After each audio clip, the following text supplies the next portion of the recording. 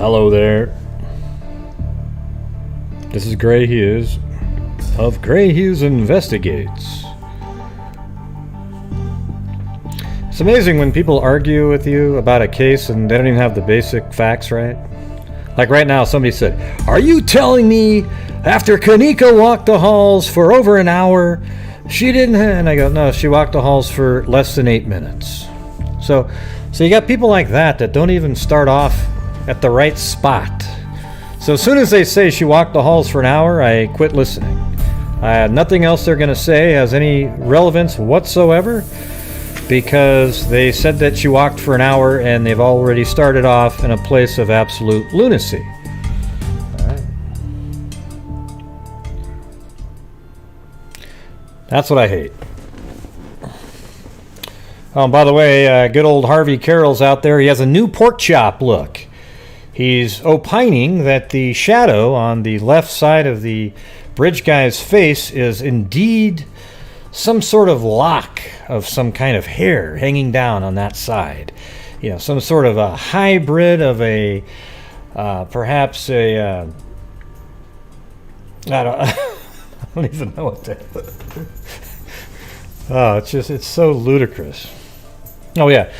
Yeah, a hybrid between maybe like a Hasidic Jewish person and a farmer. Okay, well, one side of his head has a hat on with a hoodie and just a normal sort of face, but on the other side is actually the locks hanging down with some sort of a weird earring popping out of the...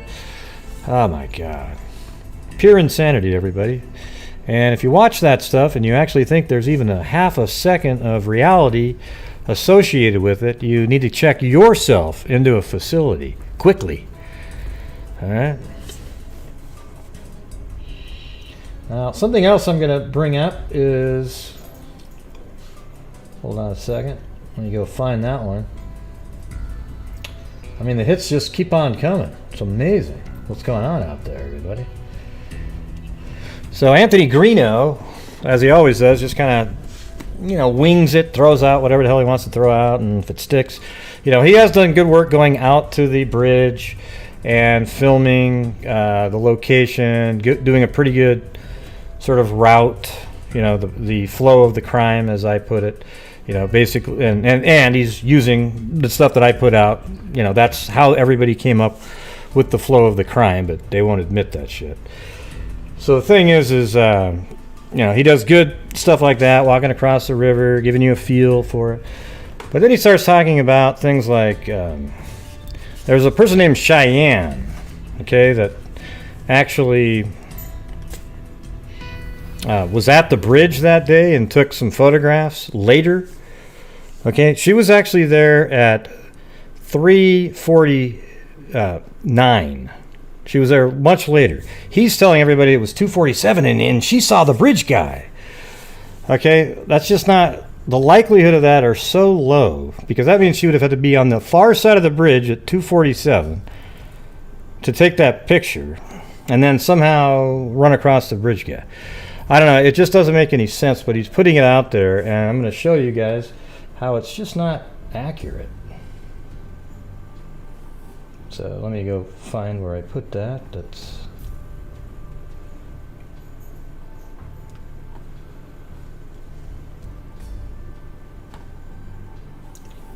Yeah, I'm sort of wondering if I need to hide her actual full name. I don't know, though. She posted this on social media, so I don't think I need to hide it. It's actually out there. So this is her real name. Hey, look at that. It's Nenny C. Wow, it's a freaking miracle.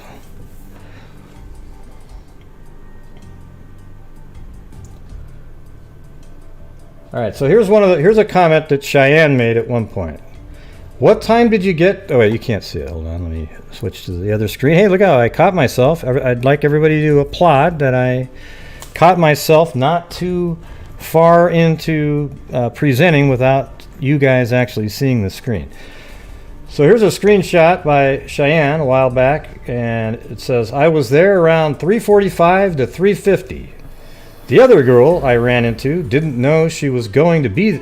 She didn't know she was going to be there, and she also knew her personally. She was there at 3:30. So a friend of hers, and see, this seems like a real number. This is because she's actually remembering the time that her friend was out. Now, I think later on, she tried to insinuate herself closer to the time of the actual crime. You know, I don't know why, but I think people do that sometimes, because look at this. The same person wrote this on another post. After I got out of my car and I was already walking towards the bridge, I had a missed phone call from a telemarketer around 2:50. Okay, well, it's the same person, and this one says 3:45 to 3:50, but this one actually makes sense, okay? Because, and I've always said, she has the stuff that goes back and forth, and it's hard to make sense of what she's saying really happened. But the one piece of evidence that we actually have is right here. Look at this. Now, I don't know if you guys can see that, but this is one of the photos she took on the bridge. In fact, I'm going to open this up in Photoshop so I can change the contrast so you can actually see it better. Oh, my audio's doing something.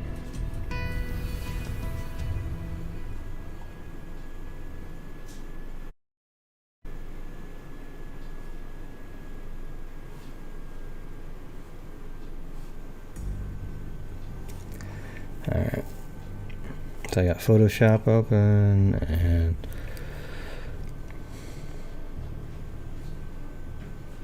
be just a second.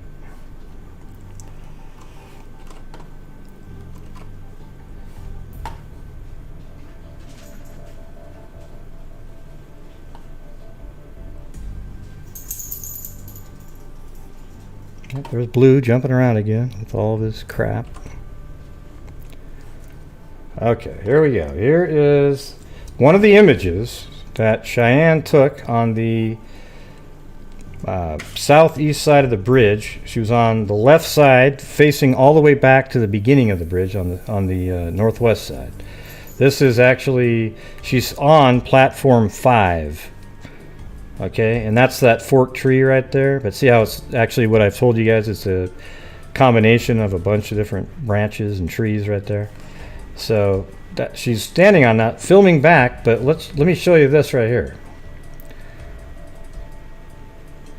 See, this I think proves that it was a different time than the first one she said was accurate. Can you guys see that? What time does that say to everybody? Can everybody read that? What does that say? February 13th, 2017 at, type it in. Tell me what you see there. I want this, yeah, okay. Right. 3:49. 8:49. What the hell? Jesus. All right, so everybody sees 3:49 because that's the time. That makes sense. So when you're looking at this screenshot here, it says, I was there around 3:45 to 3:50.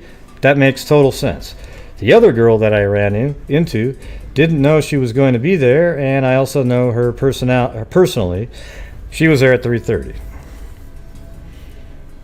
That makes sense. However, I think later on, she came up with this one and said, after I got out of my car and was already walking towards the bridge, I had missed a phone call from a telemarketer around 2:50. Okay, well, that's not what you said before, and your photograph actually matches what you said originally.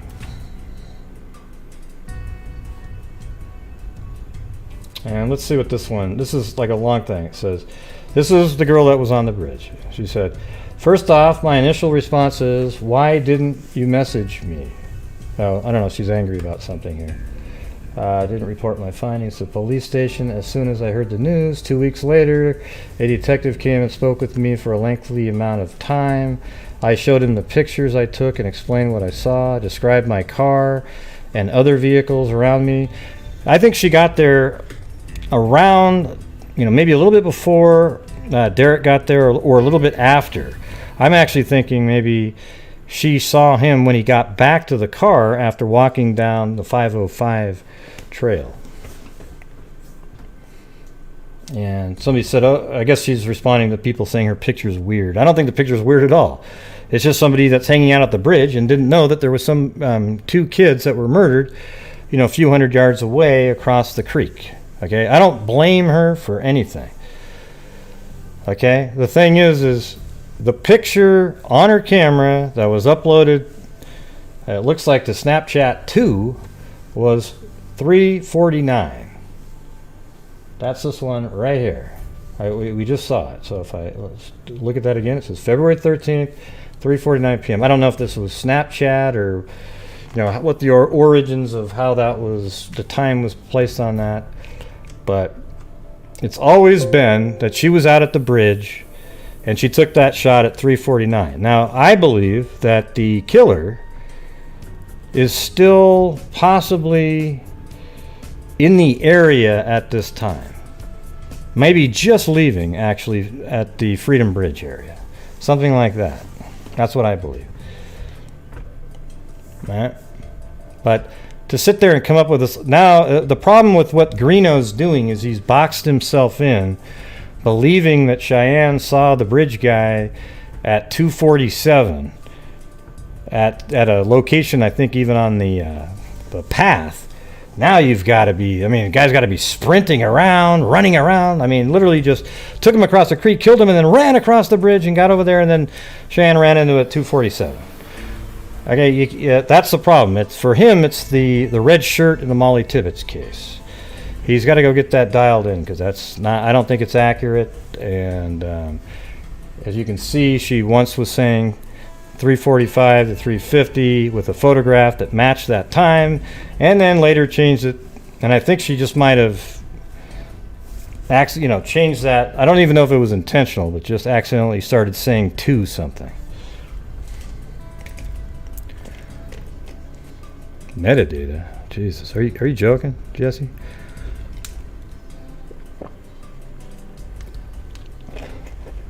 If this was the original, sure. Man, you must have been hanging out too much over there on that other channel. Jesus. If these were the original, the metadata would make a difference. But these are always screenshots that somebody takes, and then another screenshot of that screenshot, and the metadata is absolutely meaningless at that time. And if it's a Snapchat photo, I don't even know how that works either. Is the stamp put on the outside? Because we've seen those too. On the image itself. Right, but he's saying that Cheyenne ran into him or something like that. Don't you remember that? Or he was saying that the picture was taken at 2:47 or 9. He says 2:47, but it's actually 3:49 was when this picture was taken. Now, she did take a couple other pictures, and we don't know exactly when that was. But yeah, if people claim that they're seeing the metadata on a non-original image, they're idiots, okay? Right, yeah, that was a joke. Yeah, okay. Okay, I thought when I asked you, were you serious, you said yes. If you have the original photograph, it would matter if you had the metadata. Unless the phone's time was wrong, then it would be off. But, yeah, okay. Well, I thought you might have been joking originally, but then when I asked, are you serious, you said yes. But I think I might have asked 2 questions in a row, and then you said yes to, is it a joke? Anyways, who gives a shit?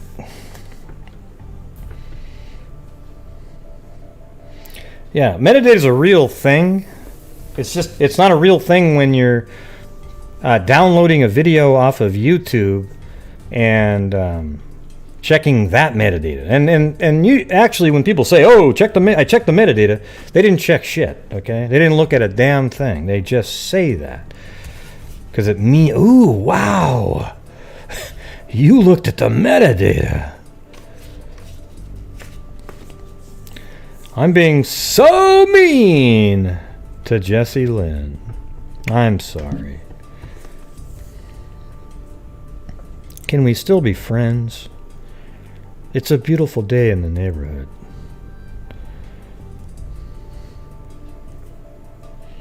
Yeah, it sucks. All right, well, that's what I'm going to update you guys on. The photograph that we see right here was taken at 3:49, not 2:49. Cheyenne originally said she was out at the bridge from 3:45 to 3:50, that time frame. That's when she got out there. That makes sense, given this photograph here. And if Derek got there at 3:15, that means she was out there during the time Derek was there for sure. And even the family probably started showing up when she was either just leaving or because where she took that photograph at 3:49, it would take her a good 5-6 minutes to cross the bridge and another 6 minutes to get back to the parking area, which would put her there right around 4 o'clock, and that's when Derek was back there from the Freedom Bridge. I don't know, that's what he's claiming, that she saw the bridge guy. Okay?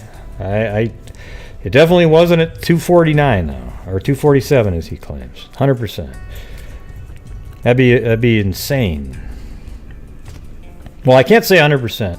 I can just say that if you're looking at the time that she originally said, it makes sense given the photograph time.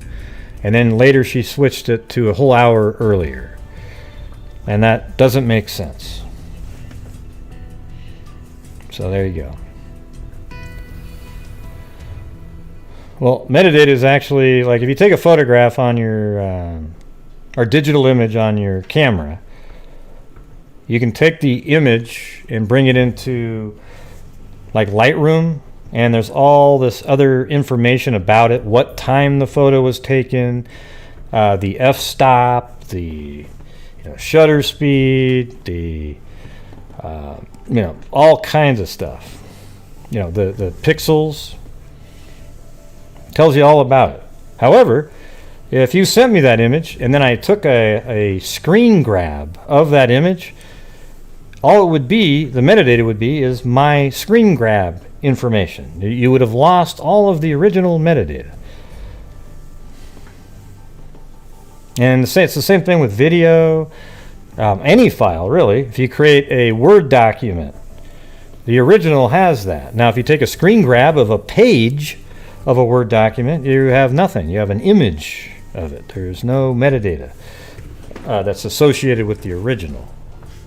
But every single image out there has metadata on it, but it's not related to anything important if it's been screen grabbed 57 times.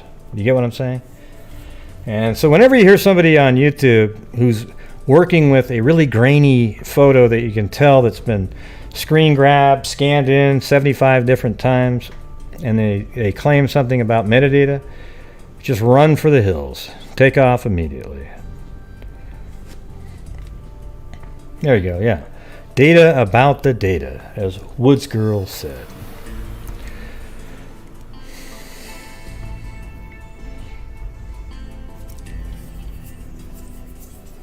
Yeah, let's hit that like button. Here we go. I think. Is that the right button?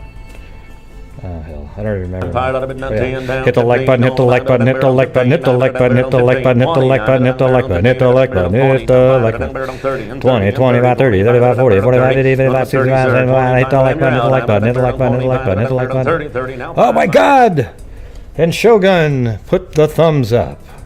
Not just one, but 8 of them. Oh my God, and look at Jana Fan put 7,000 thumbs up. My favorite emoticon out there. I just love the thumbs up. It's just the greatest. It's unbelievable. Oh.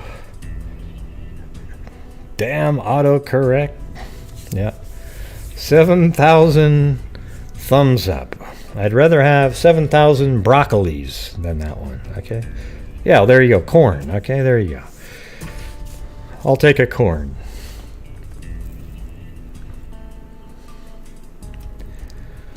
Yep. All right, so I don't know if you guys, I'm saying it's possible she was running around out there at 2:47, but everything that I remember from her originally was that she got there sometime after 3, and she may have even seen Derek parking at some point or at his car, and that and then she took the photograph at 3:49 out there. But I know for sure that photograph, at least it has marked on it 3:49, and Snapchat uploads quickly from the bridge. So there you go.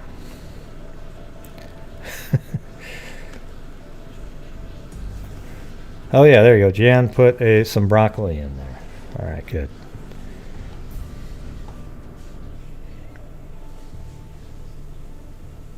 No, I can see you, Cairo. You might have hit that escape key or something really quick.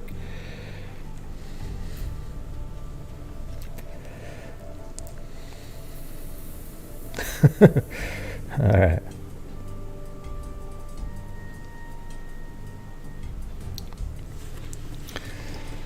All right. Well, now we're going to switch over to some other news out there.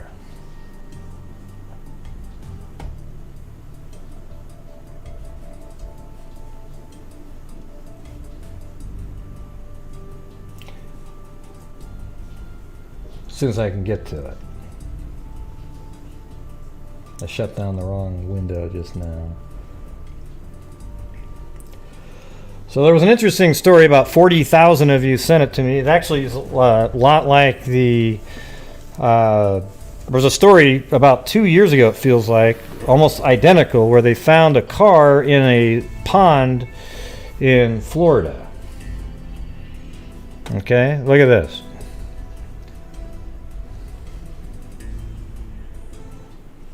So some guy went missing over 20 years ago. Name is William Earl Molt, M-O-L-D-T. And he went missing, this guy right there, after a night out. If you read the part from Charlie Project, it says, let's see, where was, well, I'll just do it by memory. That he was out having some drinks, and he had a few drinks, and I think it was 9:30 or so. He was driving back home, and he just disappeared. Nobody'd seen him since 1997. So that's that's 20. How many years is that? 22 years.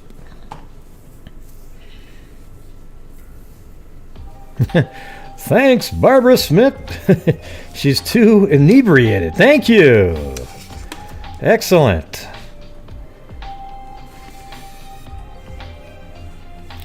Hello, Sass Meer. How's it going, Sass Meer? Too inebriated to figure out Streamlabs. This will have to do.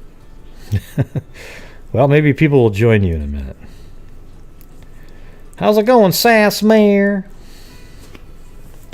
Did you get everything taken care of? Are you still over there, or what's going on?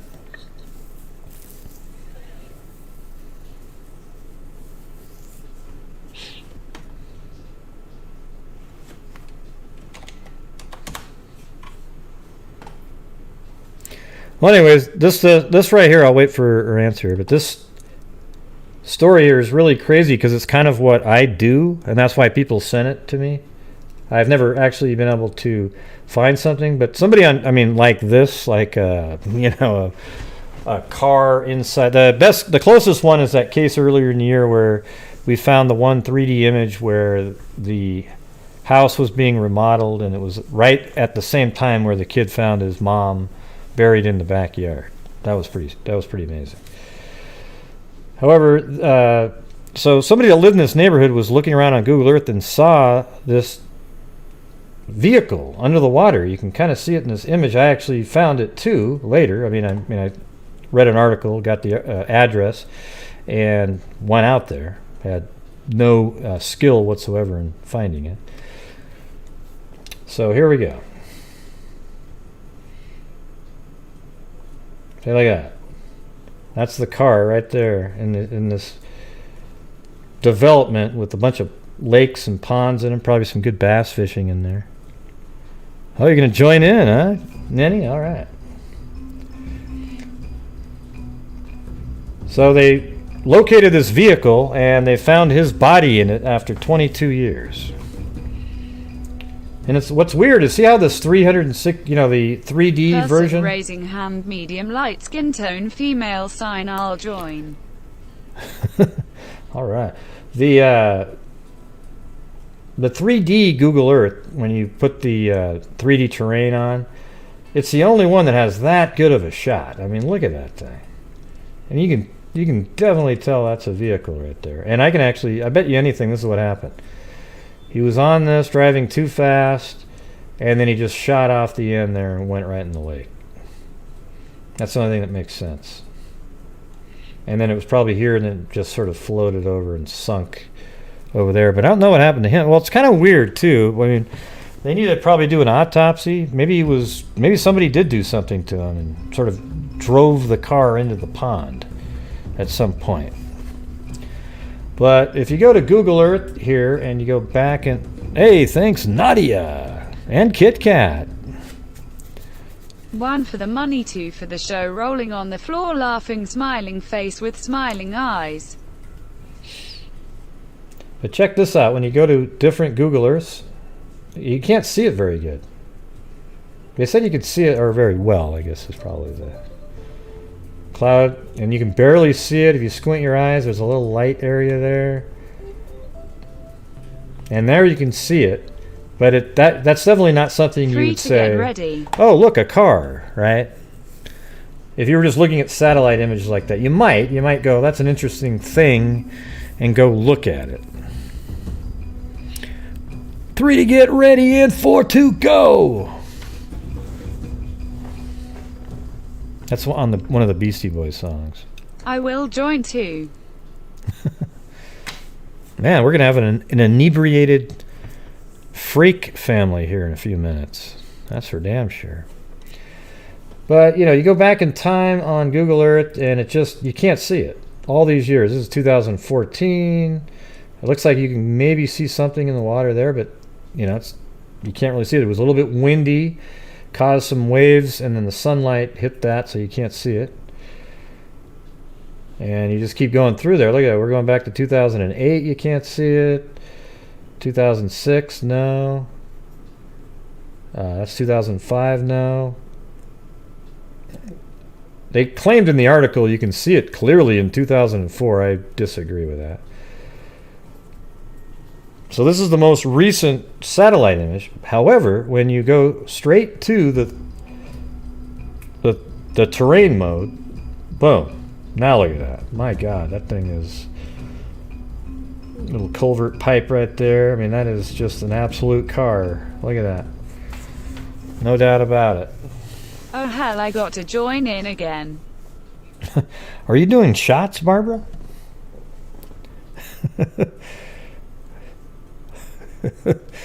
Oh, look at that. We're all heading to Barbara's. And 4 to go. You guys are hilarious. So we don't know what the reasoning right now is. 4 to go, raising hands, light skin tone. I'm suspecting if they find a bullet hole in his head and no gun in the pond or car, then maybe he was shot. That's been 22 years at this point.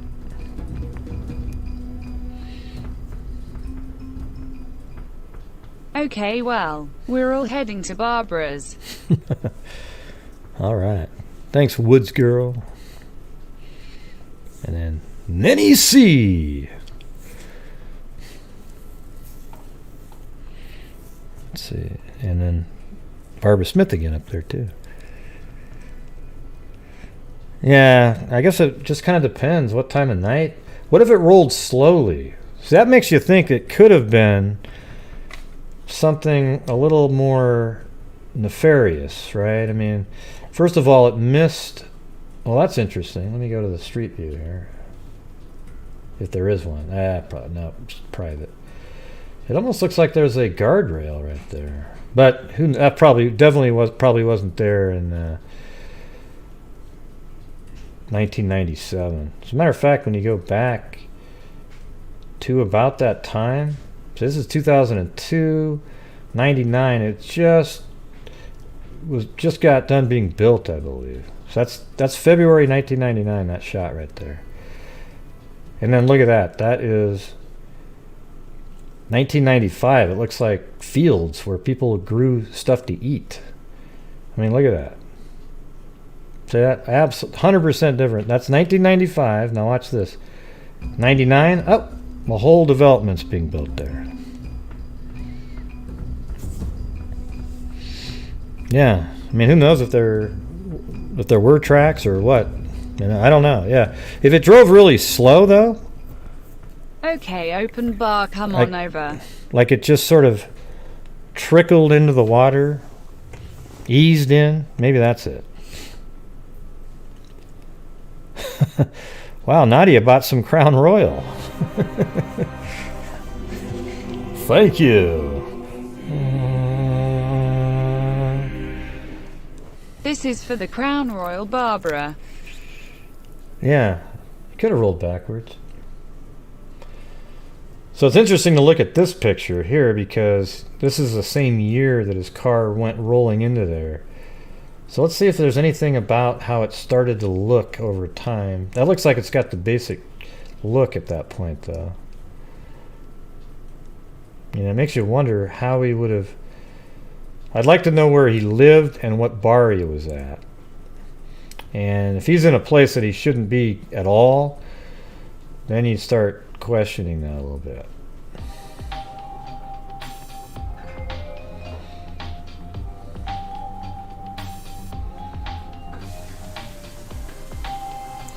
Yeah, I always love it when there's cloud cover. Hey, thanks, YDBR. And Nadia G. Yeah, it looks like they put a fence. There's a fence there now. I just don't know if that was there 20 years ago. It might have been. It's weird, right? They put a fence there for a reason.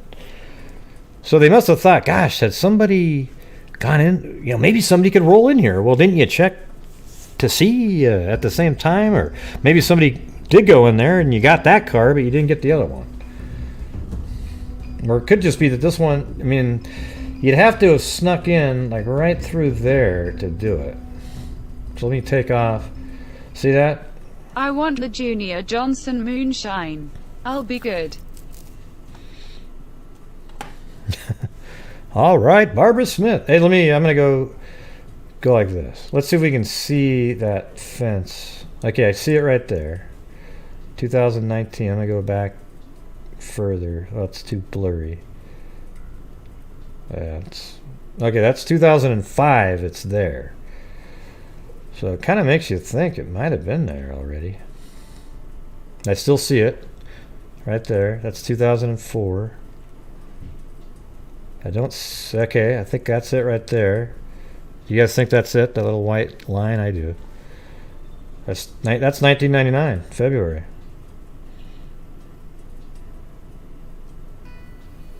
Well, how in the hell did that get in there then? God, you know, it's weird when you look at that. I bet this is going to turn out to be not so accidental. Because the car would have had to go right through here. Just sort of a strange little, you know, try to get it to get through there, through these two trees right there. Almost like they drove up and pushed it in there, knowing that, well, who the hell's ever going to look here? You know, you got this guard here. They would never suspect that. So you just kind of push it in through the side there. I don't know. Seems a little bit more, I don't know. Well, I guess we'll just see. Let's see what the autopsy comes up with. But if you look at this, I was kind of thinking maybe rushed down here and went off into the water. But if there was any kind of damage, a massive damage to this, like there would be, they would have checked the pond. And if you look at this, a minute ago I thought maybe they went here and it sort of drifted over there. But if you look at it like this now, this lines up with going through the trees here and into the water right there. And I actually think that this is the back of the car and that's the front. I don't think, because that's too short of a hood, right? You can see the hood under the water. Side there. note, what kind of pixel rate are these earlier photos? Pixel sizes have been interesting to me as of later. Yeah. This stuff's pretty, this is pretty clear stuff right here.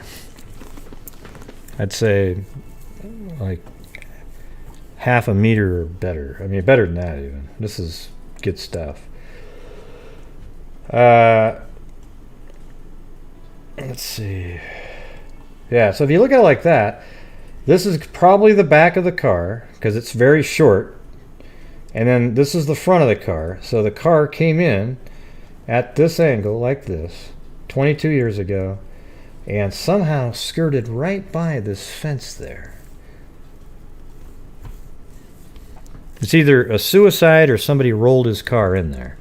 The odds of that happening accidentally are so low. I mean, how would you do this? If this wasn't here, I would make it an accident a lot higher. And the reason is because you could just be having a couple drinks, driving too fast, and just not even be paying attention, and then just go, oh crap, and then go flying into the pond there. But now we've got a scenario where you would have had to plow through this to do that, or just roll down smoothly into the water right there.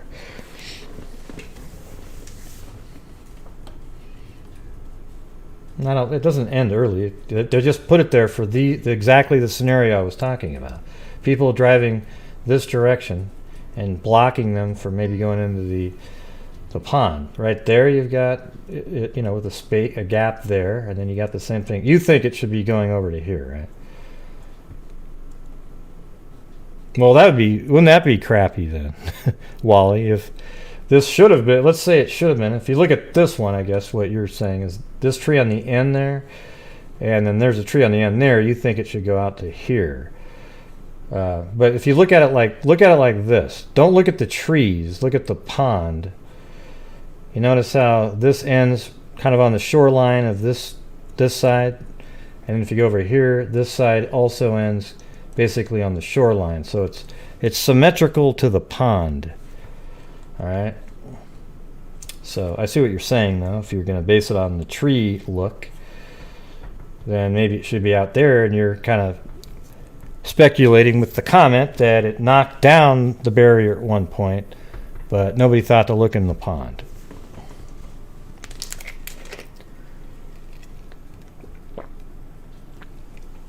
See that, Wally? I can read your mind.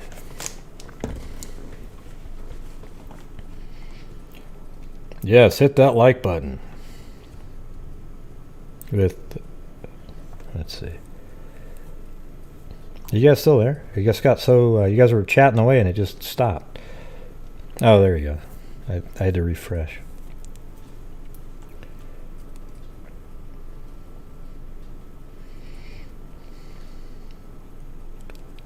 Yeah, sure does. But this exact same thing happened a couple years ago. I remember an article in Daily Mail or something like that where they found a car in another clear Florida pond, or I thought it was Florida, but it was almost identical. It looked just the same. You could see it from satellite imagery.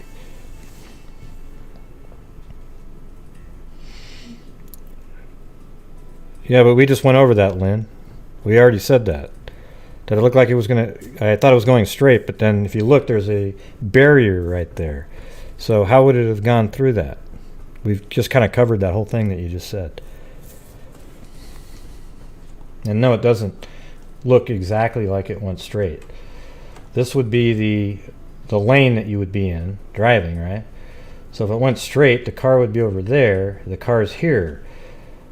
But right there, if you look, there's a barrier, and the car is right here, sort of suggesting that it came through, either like this or right through that gap. And if you look at the car, it does look like it could easily fit through that. It's not that big. All right. You got it, Lynn? All right. Yeah, it's an amazing, very clear water, and just the way that Google Earth almost kind of three-dimensionally, oh, look at that. It even created an issue with the surface of the model. Interesting. Now, one interesting note is I think that right there is a 10-pound largemouth bass. Okay, can you see that? Right there. Either that or it's the pork chop of the side of the bridge guy's head. I haven't been able to decide that yet, but to me that looks like a good 10, 15-pound bass right there. I don't know what that is. That's a joke. I bet you one of these dark things is a fish, though. If you were just going to scroll across, maybe that, something like, it's so clear. I mean, this is one of the clearest images I've ever seen on Google Earth, right there. I mean, look at this. You can go basically into somebody's yard. We should do a flyby here later. Might be kind of cool. Just look at that. Google Earth even picked up the pattern of the fountain in the middle of this pond right there.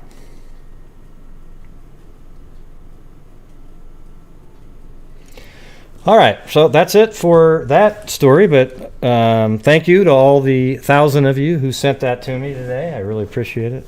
It was definitely right up my alley there. Interesting, cool stuff.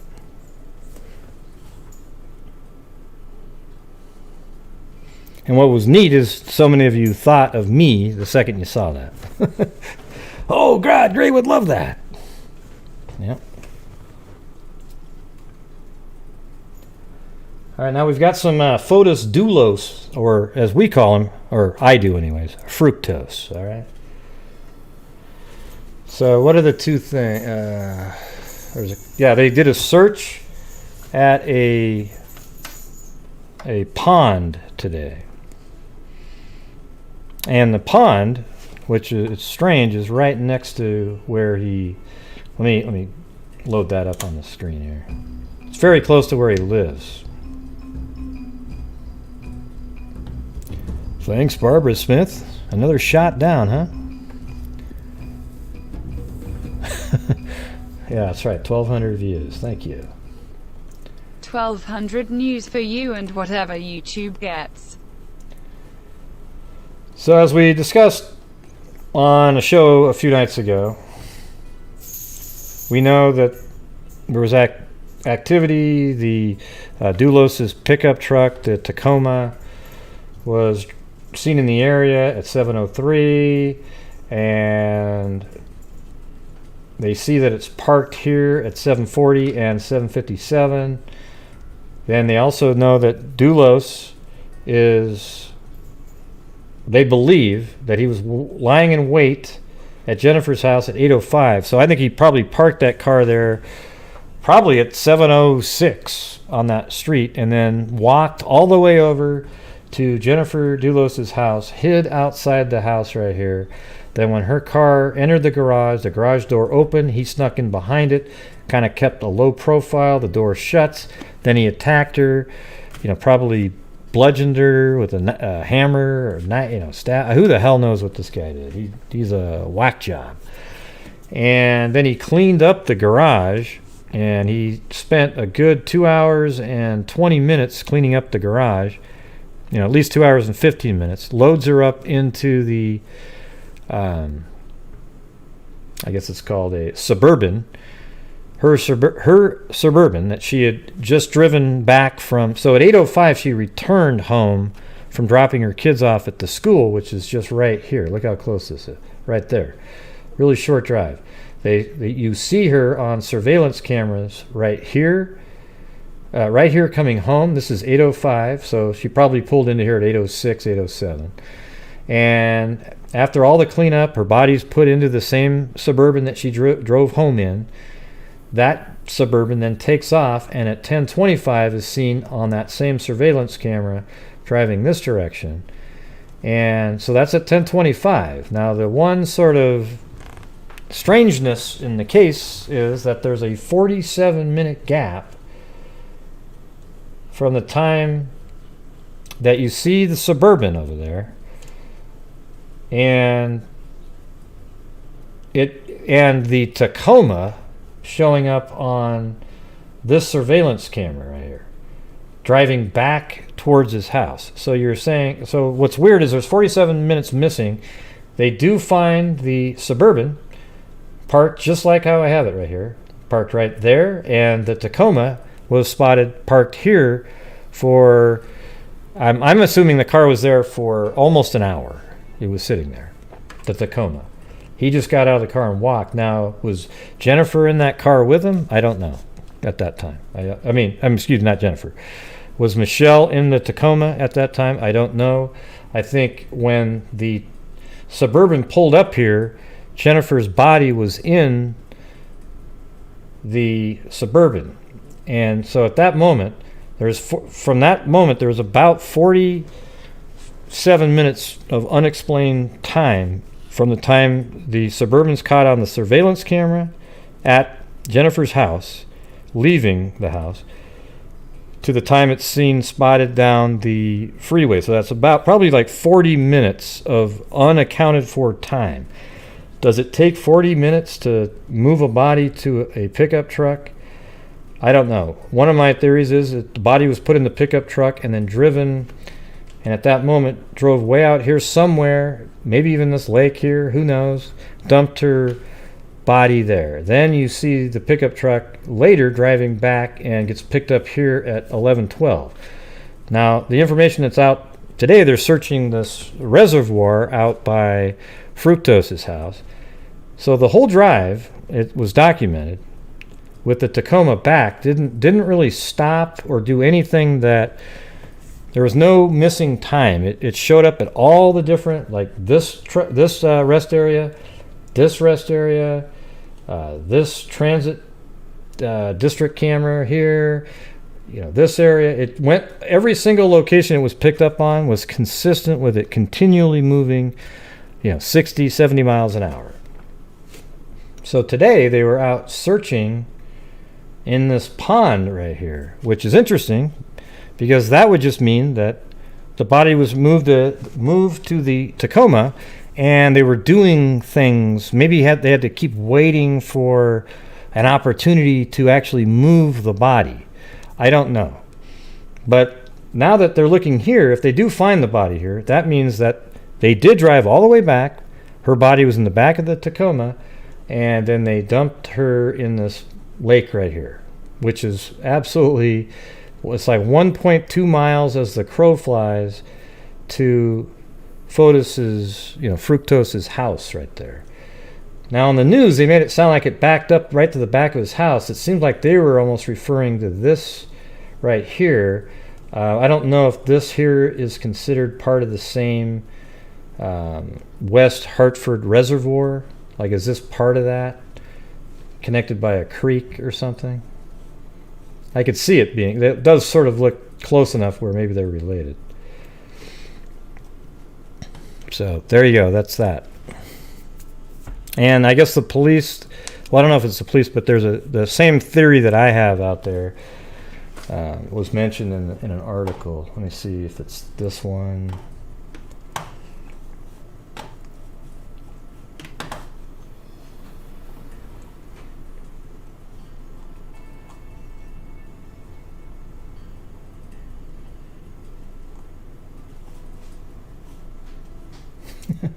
Look at that guy. Ah, Jesus.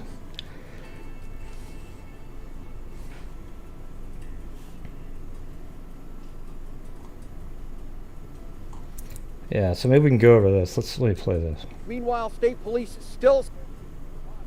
Oops. This is the News 8 Web Extra. Thanks for watching.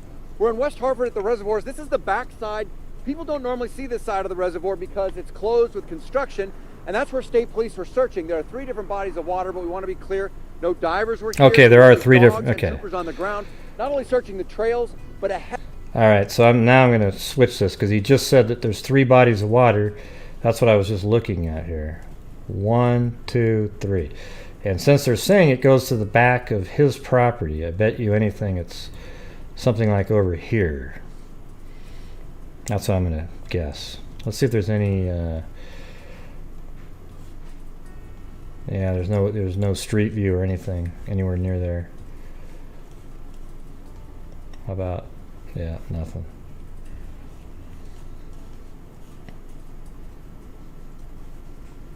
Heavily wooded area that goes all the way through back up here and almost backs directly onto the property of Fotis Dulos. And state police No, are not it's the only ones fructose. keeping an eye out for the missing mother of 5. I know that the police are working very hard, but let me tell you, the This is entire News community 8. of Farmington and West Hartford has an eye out for her, and we're going to find her. WTNH. And not only is this construction area closed to mountain bikers and trail runners, but there's also a vast amount of woods that go back up in here too. State police have a large area to search, but they also have a large police presence here in West Hartford. I'm Bob Wilson. This is a News 8 Web Extra. Thanks for watching. They searched the grounds here in and around Reservoir number 3, but they also went up on the trails and in the woods heading up to the Dulos home up on top of the mountain. And all this was going on while Fotis Dulos was back in court. This morning, Fotis Dulos going before a judge. I wonder if they think that maybe he brought the body back to his house and then did something to it and then, this is, I guess that's something that Claudia's thought. Maybe he took the body back to his house and sort of, sounds kind of sick, but chopped her up. And then he walked through the woods, down the mountain to the lake and threw her in there. Weighted down somehow. Put her in backpacks. Weighted down with rocks when he got there. Like she's in a backpack, cut up. I mean, that sounds kind of sick, but I'm just saying, how would he do that, It's not like you can sit there and carry an entire body over your shoulder for a mile down to a reservoir. I know what Claudia was talking about. She thinks that she said one time to me that she thought maybe she was cut up. Yeah, I mean, I'm not saying that that's likely or anything. But it's interesting if you look at the way it's laid out here. He lives right there, right? So just throw it out there. Let's say you have two people both carrying a backpack with parts in it. And you just kind of walk through the woods down here. And then once you get there, you load the same backpack that you had on with a bunch of stones and then throw it into the reservoir there. So that everybody can... I hope this isn't drinking water, by the way.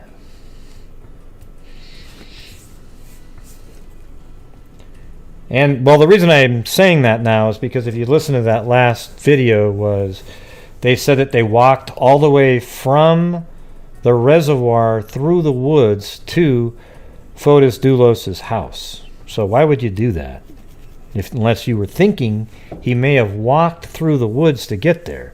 And if that is what he did, then, what was he doing? I mean, what did he carry with him to the reservoir?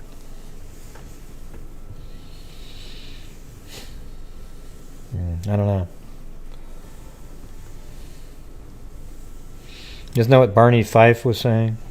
That he thinks that there was construction, that they buried her body underneath some kind of construction somewhere. He had a specific... I can't remember what he said now, but...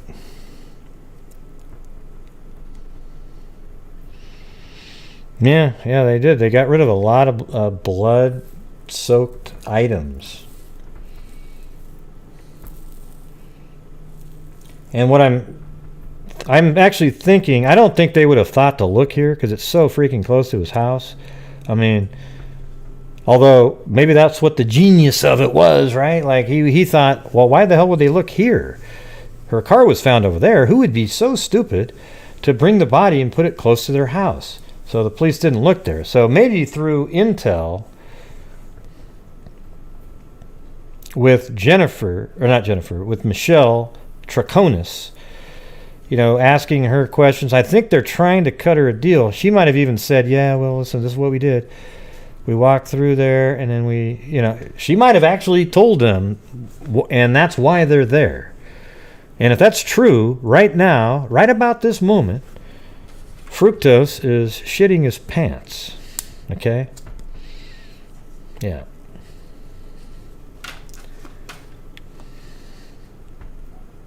I think what they're probably trying to do is prove that Michelle Troconis's comments are true. They got to start they want to believe her on certain things. I think there's probably going to be a point where she's just going to have to be honest about things. Even if she was involved, they can cut her some kind of a deal, like 25 to life, or 25 years and maybe parole after 20 if she had nothing to do with the actual killing. If she was the driver, for example, and Fotis is the killer, and she probably never would have been the actual killer, but was willing to help him get away with it, I could see cutting her a drastically less sentence than his. Maybe 25 years, but maybe a chance for parole after 15 or something. What you want to go after is the monster barbarian. I don't think they're on the same. I don't think right now, the way I see this, I don't think of Michelle Troconis and Fotis Dulos as the same level monster. Yeah, I mean, she isn't a hell of a lot better, but I know she's definitely has to cut a deal. Doesn't it just seem like it? I mean, the sad part is the reality is this: she deserves life in prison as well.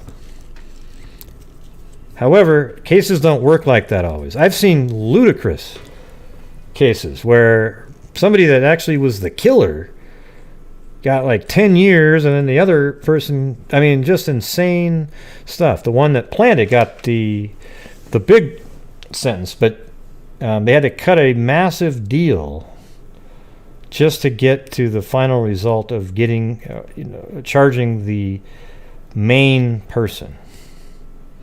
So it sucks that that's what they have to do sometimes. I think they were hoping to just get all the information they needed and case closed, but they weren't able to do that, in my opinion. And I think you can see that Michelle's she's switching around some of her lies a little bit. Things are starting to turn around. I think there's probably been some conversations with lawyers. She's admitting different lies and so forth. And I think something she said probably led them to this reservoir. What do you guys think about that?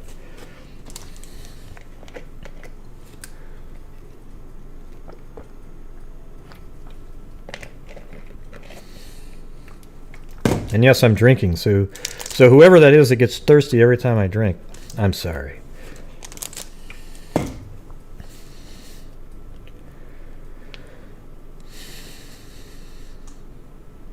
Well, it's interesting that they're looking at the reservoir so quickly after she had the arrest warrant, but it also says in that arrest warrant how she's changed her mind a few times. I mean, she's recanted some of the lies and proven some of the stuff in their itinerary of how to get away with it. Paper, whatever the hell you call that. The alibi sheet.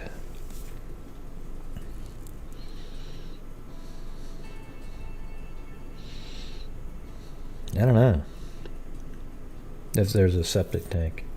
I mean, there's these buildings here. I don't know what that is. Looks like water almost. Water tower type. I don't know. To be honest with you, I don't know what that is.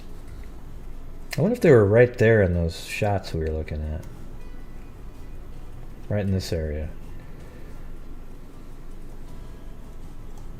So that is interesting. Let's see how far that is. So walking through the woods would mean you're not driving, obviously, so you're cutting off a lot of time. That's only 0.57 miles, just a little over a half mile to the water. It's a little bit weird that they didn't check there originally, but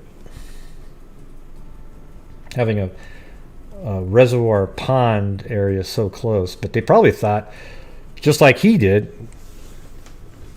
what kind of an idiot would put a body that close to their house, especially when they were like 80 miles away originally.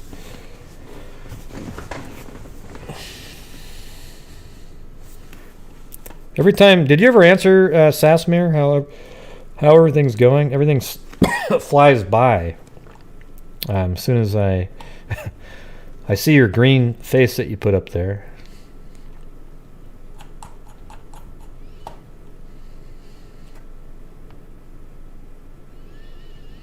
Yep. But maybe he was almost kind of clever too, though, right?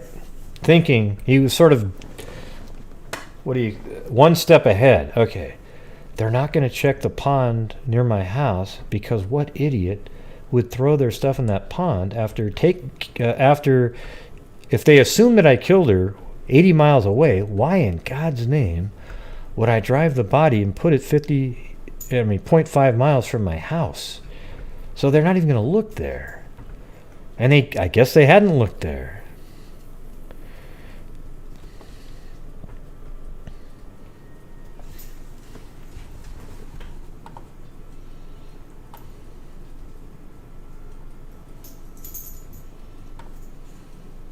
Yeah. Here, hold on a second. I gotta... Oops.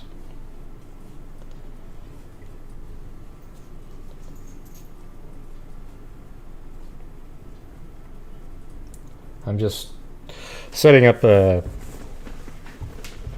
Zoom session for later.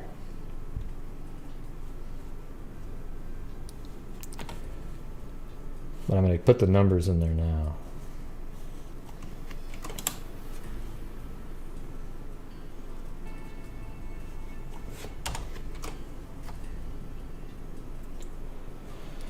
Almost done. I give you guys the play-by-play when I'm doing the putting in the Zoom numbers, because it's like, God, this must be boring. And because it's so much more interesting when I'm saying, okay, right now I'm copying the numbers and I am now about to paste the numbers into the Zoom dialog box inside of OBS Studio. And we're going to get those numbers in there right about now. Woo! God, that was exciting. All right. Hey, Sass Meer, how about this? Call in right now before it gets too late. I got the number on the screen for you. I think everybody wants to hear how it went, and then I'll move on to the next, the next update. But I do think that that's kind of a strange development. I mean, look how close that is to, and that also makes sense if they believe that the body was in the back of that Tacoma the entire drive home. That's the only way that would make sense. I still need explanation for the 47-minute gap where the Tacoma and Suburban were parked.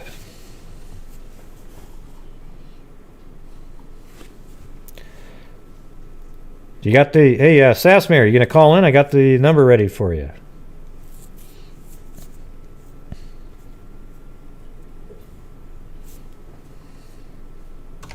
Come on, Sass Meer, Sass Meer, Sass Meer, call in, Sass Meer, Sass Meer, call in, Sass Meer, come on. Come on, Sass Meer, come on, Sass Meer, call in, Sass Meer. Can I get a 1? Can I get a Sass Meer? Can I get a Sass Meer? 1, 2, 3, Sass Meer. Okay, good.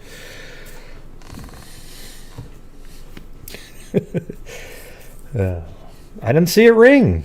You know, the auctioneer sound, I guess, didn't work.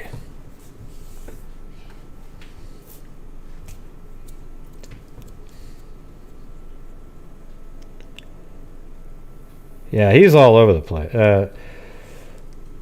If anything, what they were good at was throwing out so much crap all over the place that it's hard to kind of. I mean, the weird thing is, it all makes sense to me, though. It's not like it's some crazy. I mean, it's weird that he dumped the stuff out in that other town over there, but at the same time, it all works with the timing and all the stuff the police have put together. The police have this guy dead to rights right now. They just want to get the final nail in the coffin, so he has no chance. They want an answer for every, well, it could have been. Nope. Here, look. Nope, that could be right there. 928, you're on the air. It's Sass Meer. Hey, we got to turn down the audio, though. All right? Hang on. Okay. You got to turn down the audio. Because you can hear me Hang again. What do you mean you know? You can hear me. You just talk to me on the phone like you're talking on the phone. Is that Please better? call Sass Meer. Yep, it is. Somebody just called you Sass Meer. They didn't say it right. I know. Well, I get that a lot. well, they didn't call you that. That was Streamlabs pronouncing it that way. So how's it going? How did it go over there? I know that your mother Over at passed Mom? away, but yeah. Oh my goodness, great. If you had been there, you would have been blown away. Uh-oh, are we going to go down the paranormal route right now? Mm, Oh, okay. No, it's not paranormal. It's my mom. Oh, yeah? Oh, yeah? What was going on? It's the way my mom is. My mom's one of those people that she'll get you in the end. Oh, yeah? Well, tell me what happened. What happened? Okay. Or tell us what happened. When I said that I kept seeing her in my dream, Mm-hmm. like motioning towards her, Oh, right. Yeah, yeah. and then she would point, and she was pointing exactly where she wanted me to go. Okay? My mom is one of those people that she collected things. Yeah. She didn't just collect. She collected jewelry. Okay? She collected diamonds. Uh-oh. Okay. Do you find like a treasure chest? Yeah. Like, What the heck? it was like, oh my God, Mom had, if I put all of them together right now, it would be in the thousands. Oh, like pieces of jewelry?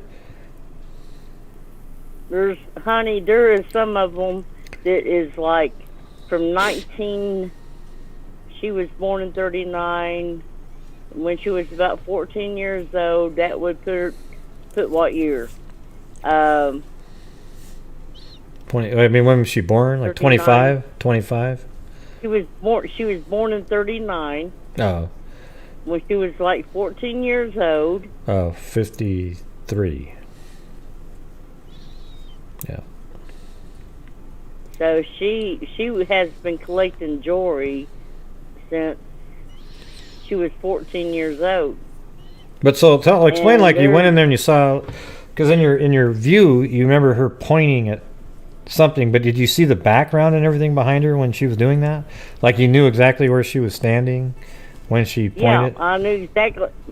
She was, my mom, her house, she had an apartment, okay? And when you walk into her apartment, it was like a little hallway, and the closer you got to her, it was like she was pointing towards her, a side of her living room Mm-hmm. and her bedroom. And that's where everything was at. But I mean, was it hidden at all, or? Yeah. The where was it? Where was it? I spent like 5 days going through all of her stuff, and I kid you not, it was like, oh my God. I mean, it was like places you would not believe that somebody hid stuff. Yeah, that's weird. Yeah, you know what's strange is my well, I don't know if I've ever told that, but my biological dad, who died in Arizona, he was an artist, but he didn't believe in banks or anything. So when he died, we went over to the house. He didn't either. When it came, we went and found the jewelry and stuff. Uh-huh. When it came to jewelry and stuff, she didn't put it in the bank. Yeah, but when I was over at my dad's house, I went into the bathroom there, and underneath the sink in the bathroom, like, he'd hid cash in all these weird spots. So everybody was looking around because he actually had little cubbyholes built into the house by carpenters to hide it. So he went in there, and he reached up. I went into the bathroom, and I reached up under the shelf. You know, like when you open up underneath your sink, and then there's a shelf up underneath the door when you open it. There's like a shelf. I reached up and I went, and I grabbed. It was $7,900 in $100 bills. Wow. It was crazy. And then I told everybody, nothing in that room. Everybody, nothing in that room. Yeah. The thing great, my mom would put money in the bank, but everything else she hid. Well, that's cool. So are you going to go take it to a, you got to take it to somebody who's not a swindler. Not a swindler type. I mean, is this real jewelry too? Like just gold and... Yes. And diamonds. Jesus. And rubies. Well, don't tell anybody where you're at. No. Honey, it's already not even in my house. We've already hid it. Let me guess. You dug a hole in the ground and you stuck it in there. Okay, what you got to do is you got to take it to an actual. I would actually take it somewhere, get it appraised, and then get it, and then hell, just I don't know if you want to sell it or whatever, but just start getting rid of it. Some of it. No, it's going to go to family members. Oh yeah, well split it up, but if but each one of you, if you don't want to. I mean, you're talking about suitcases worth. I mean, I don't know if you're gonna. I've got a suitcase worth of jewelry. Seriously. I was like, oh my God, Mom. That's crazy. It's one of those where you're, like I said, she was pointing in a direction. And I was like, okay, Mom, I'm going in that direction. And that's where everything was at. And I was like, oh my God. Yeah, that's amazing. And I'm going to tell you something now, Greg. And you got to open your mind up. Oh boy, here we go, everybody. Okay, go ahead. No, it's not bad. No, it's not bad. Open your mind. Wait, hold on. Hey, do you hear that, everybody? It said there's gold in a suitcase. I heard it later. I know I heard it late, but I did just hear that. It was a little bit late. Okay. All right. So go ahead. What am I opening my mind for? Let me get this sound effect going now. Hold on. Okay, go ahead. Go ahead, Sass Meer. What do you got? Okay. All right. I'm just trying to make you laugh. All right. So what do you got? Hang on a second.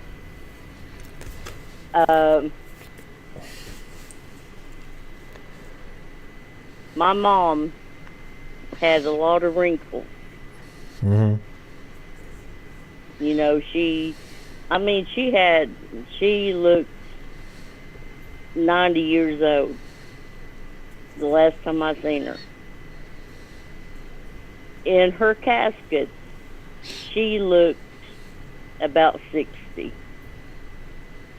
Yeah? No wrinkles. Nothing. So what do you And think the of that? woman, and she had a smile on her face. Well, doesn't somebody? I mean, I don't know how that works because I'm not really one of the viewer. I don't like the viewing thing. But like, don't they set them up to look like that, like peacefully, or No, they honey, don't? you cannot mask that many wrinkles.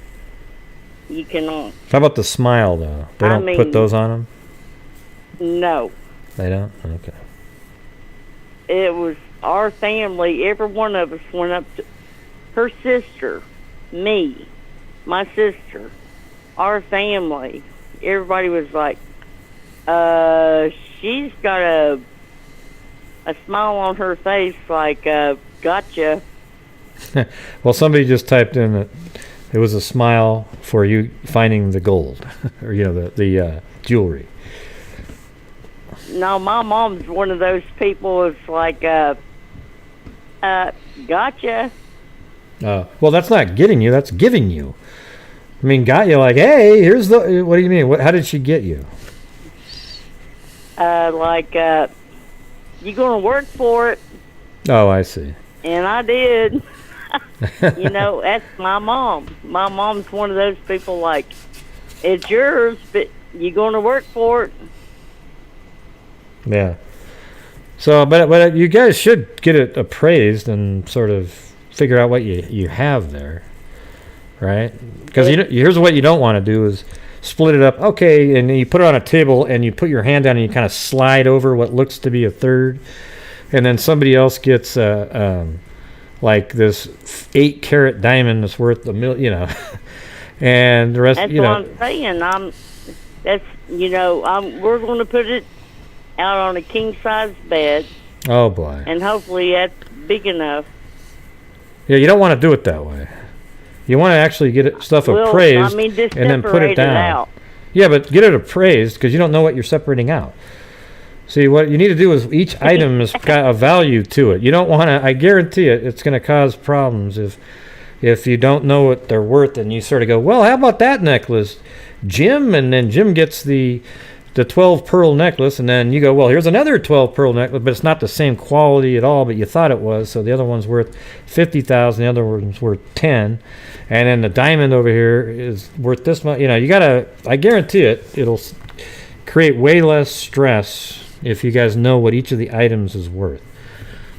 I'm just trying to be helpful, but I think it'll be reality if you know what they're worth.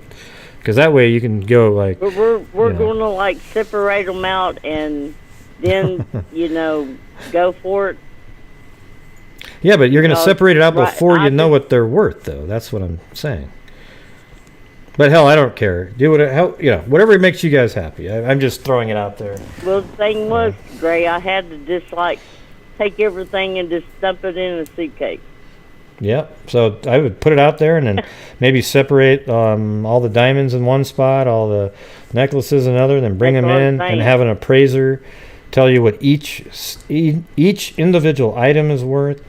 And then when you know that, then you can divide it up with all your relatives equally, where you know exactly what everybody got a certain amount worth of jewelry. See?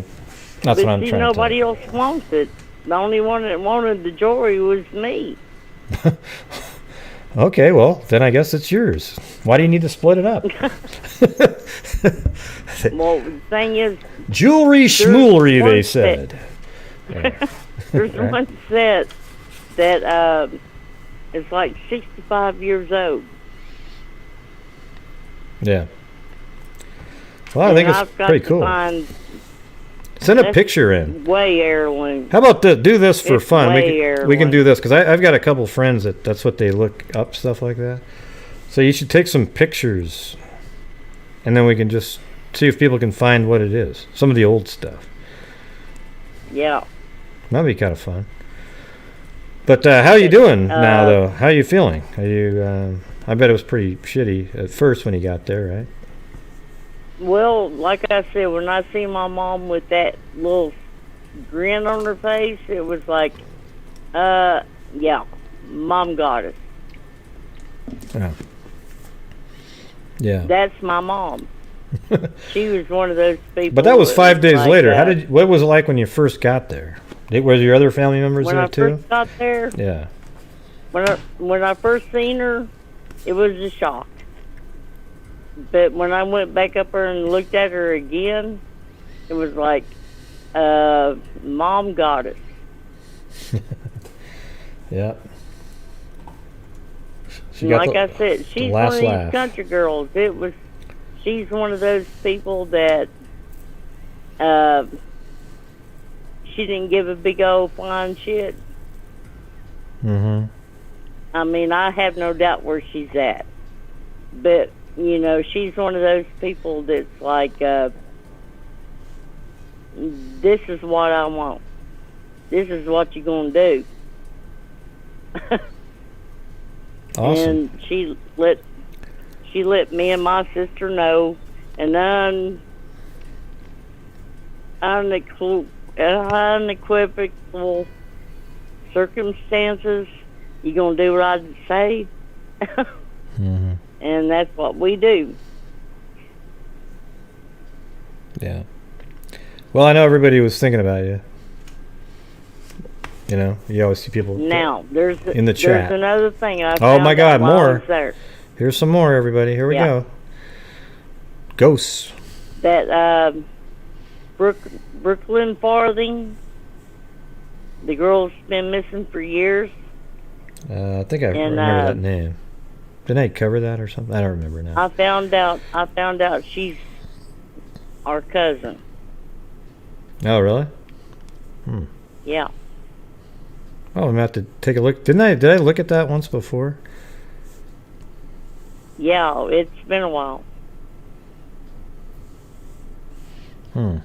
Yeah, so maybe we'll take a look at it again. Who knows? And I was like, oh my God, you know.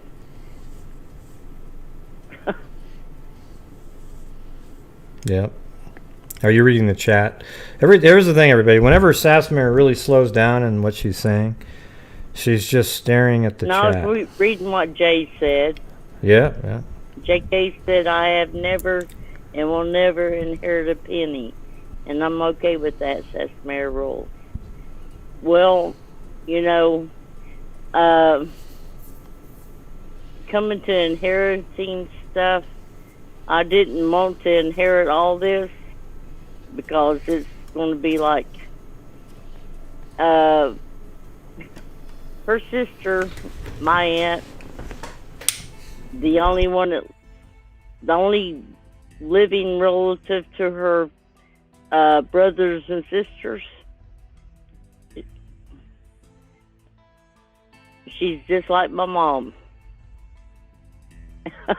And she's one of those people who can say, Connie, get your ass in gear and I'll stop whatever I'm doing and I will get my ass in gear.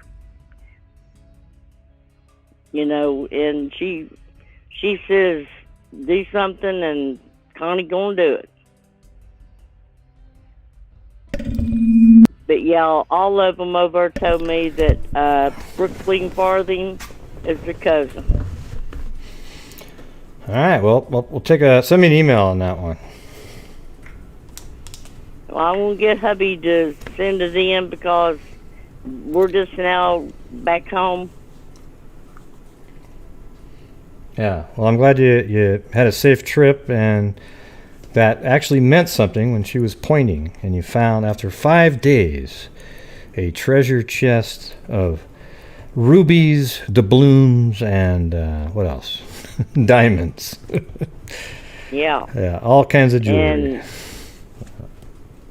that's what she collected for 65 years.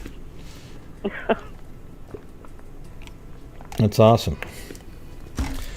All right. Well, I'm going to go back. I think I've got about a couple more things to cover, different cases on tonight.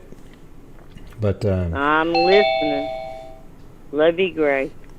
Love you too, Sass Meer. I'm glad you're doing better. And you found the pot of gold. Amazingly. All right. Have a good one. You too. All right, bye. No. Oh, oops. Well, she said goodnight right at the end. I think that somebody just called a second ago, but I think it was that same. I don't know who that was. They hung up right away. So I'll wait 10 seconds if you want to call back. Whoever just called. And after 10 seconds, I'm going to actually shut down Zoom. So you got 10 more seconds. 10, 9, 8, 7, 6, 5, 4, 3, 2, 1, 0. And goodbye. I think it was that same person that called those other times. Looked like a similar number. Sass Meer. Wow, that was so cool. Remember? Because she told us all the story about how her mother, she kept having these visions where she was pointing somewhere. And then it took her 5 days. And boom. There was like this whole, all this jewelry in a, basically, now it's in a suitcase.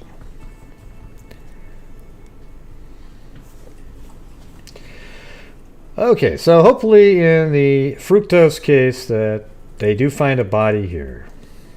That's what you hope. Hopefully they check the whole pond. They're probably using sonar. Apparently they had search dogs out there. And hopefully that leads to something to put the final nail in Fructose's coffin.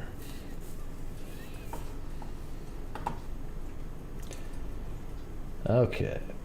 Now, there's another update on the Heather Gumina case.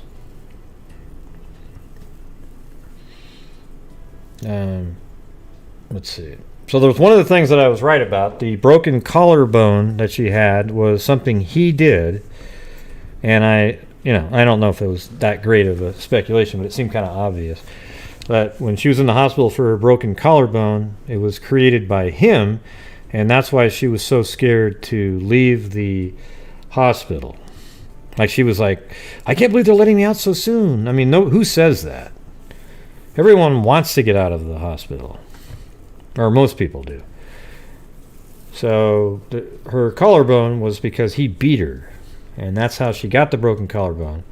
And then on the drive home, she ends up getting killed. I mean, this guy, he just wanted to kill her quick. And wasn't it always kind of weird as to why he would kill her right after she was in there with the broken collarbone. And it turns out that she actually witnessed a crime that he committed and was going to testify against him, apparently. There was a witness. So here you go.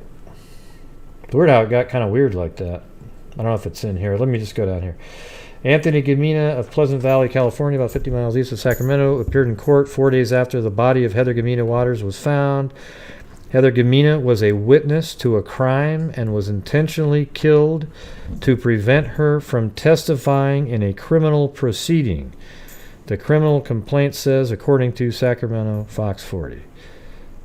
The husband had a history of violence, Fox 40 reported. In January, he was charged with tackling his wife while she held their 4-year-old son and tried to prevent her from calling 911. Boy, this guy sounds like he's right up the Fructose Dulos alley.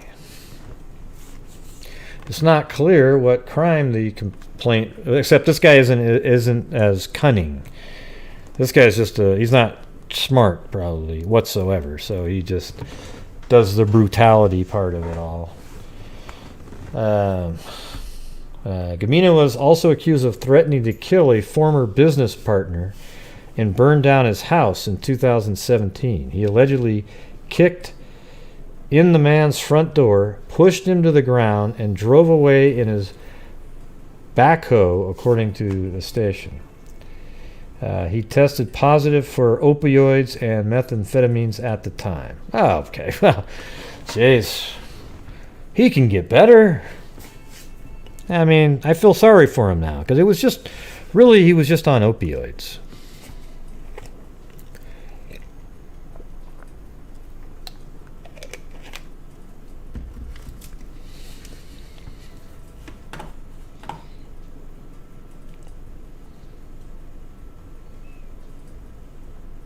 Yeah, I don't know who Bonk Bonk is. So that's the update on Heather Gumina. That's sort of a pretty startling update. I mean, we now know that the collarbone really was caused by him, and that's why she didn't want to leave the hospital. And she was also, according to the prosecutors, a witness to a crime and was intentionally killed to prevent her from testifying in criminal proceedings. So, man, he was just hustling to kill her. Like, as soon as she got the drive home from the hospital, he already had tried to kill her. That's why she had a broken collarbone. And she survived. And then on her drive home, she basically, it sounds like she never even made it home. And then, boom, she's killed. At least I kind of remember it that way, like she never even made it home. Or maybe, did any of you guys remember that kind of detail on that? That's just kind of what my memory is telling me. So that's the update on that. All right, got that one done. And those are all the updates are finished.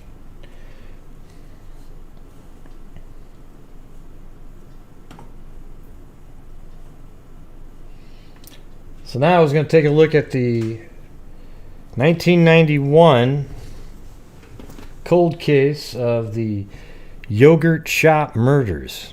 I think it was a pretty big case. I don't know if a lot of YouTubers have covered it or what, but it seems like they would have, just because it was pretty big. And I'm just going to kind of go over some of the basic stuff. I might even miss some of the...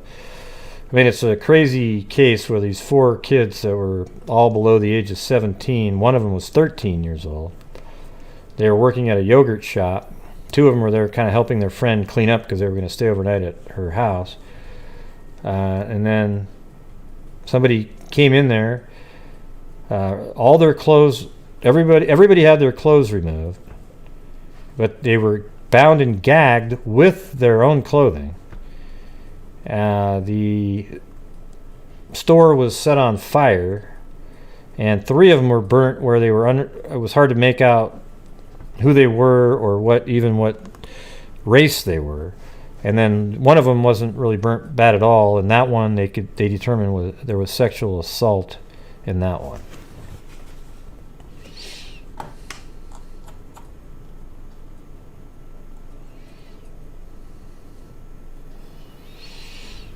Yeah. So the victims are Jennifer and Sarah Harbison. They just lived right here. I mean, where they lived is probably irrelevant. Eliza Thomas, 17. She lived right over here in this house. And then Amy Ayers, 13. Lived over here, right there. So if you just kind of look at it, if you look at it like this, one lived here, here, here, and then right here in this shopping mall right here was a yogurt shop. And the name of that it's right here. Here's a picture.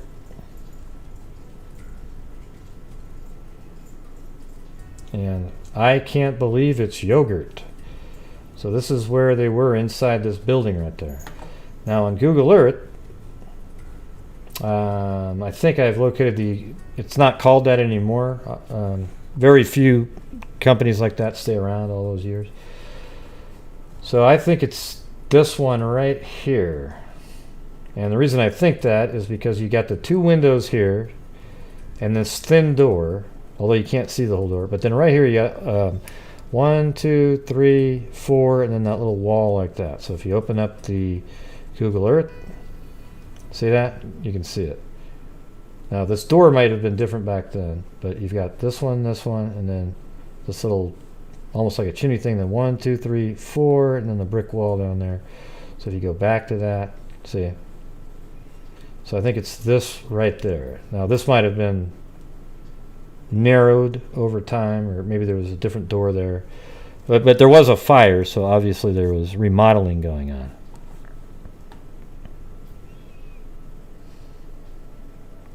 Hey, Bonk Bonk, can you, if you make one more comment related to anything like that, I'll just get you out of here, okay? Because you're creating drama in the chat, okay? Whatever the moderators decided to do, they did it for a reason.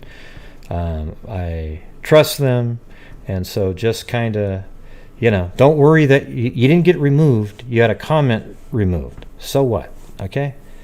So get over it. No big deal. All right.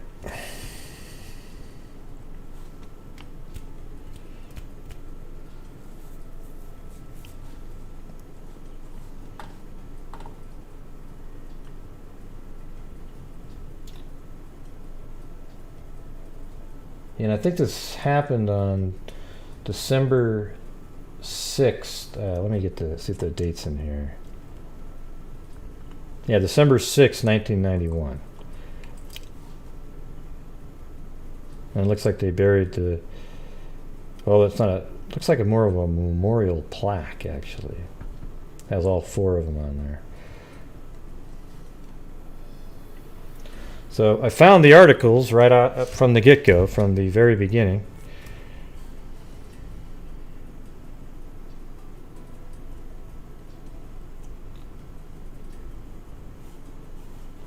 Come on, open up. There.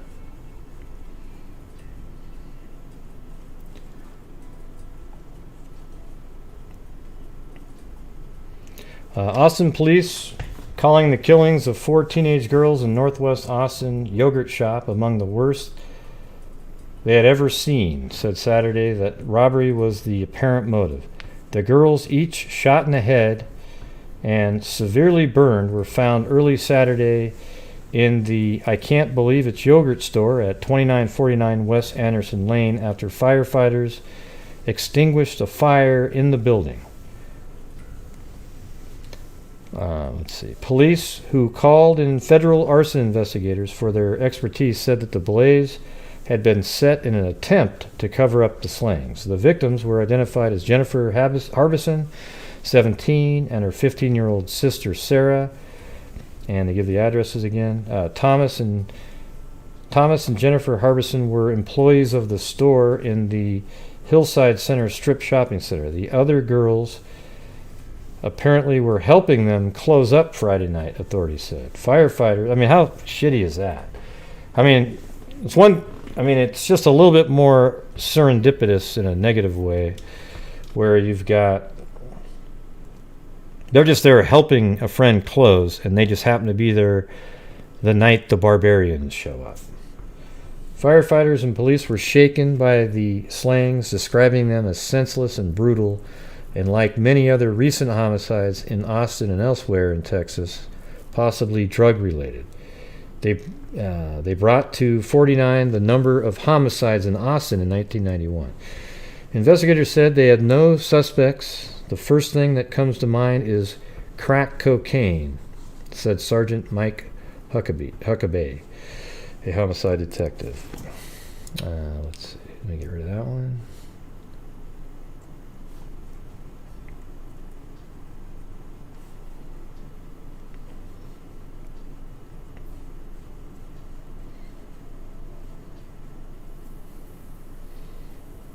Yeah.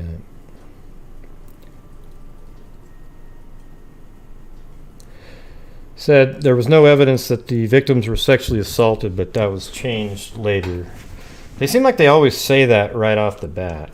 I'm not sure why they do that every single time. And basically, they just had no leads at the time. They were interested in some people, but 8 years later, they arrested 4 guys. But let me look at this. This is an actual profile that was put in the paper in 1991, just 13 days after the murder. But Jones said authorities are concentrating on who killed the teenagers rather than why. The killers probably did not plan the crime, knew the area because they did not get lost when leaving the scene, and how do you know that? And are not expected to strike again, he said. The leader of the group is believed to have a dominant personality, which allowed him to coax at least one other reluctant person to participate in the December 6th slaying at a Northwest Austin yogurt store. Investigators said they hope the unwilling participant is suffering a great deal of stress and wishes they had not become involved.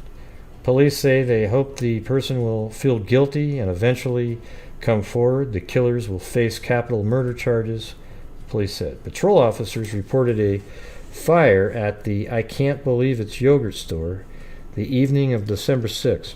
They found the bodies of, and they mentioned the 4 girls again, Sergeant George Vanderhole with, actually below that it said, each girl was shot twice in the back of the head. So I didn't know that. So wow, they were both shot twice in the back of the head. Now, they definitely did not want them to live. And I think that they were all sexually assaulted, but the fire made it so it was hard to determine on the other 3. Why else would they all be naked? And then they were all killed to keep them quiet.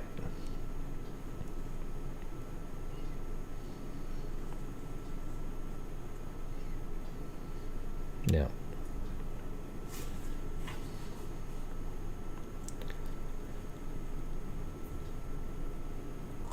Okay. Yeah, we don't have any. There's no there's no ill will towards you, bonk bonk. It's just that when people constantly start talking about what their something that happened to them. Oh, my comment. It just kind of derails the entire chat. All right, so that's why I don't like to have that keep going on and on and on. Yeah, so it seems like they were all found naked. They were all bound with the clothing that they were wearing prior. 3 of them were really burnt badly, and then 1 wasn't. So the thing is in 1999,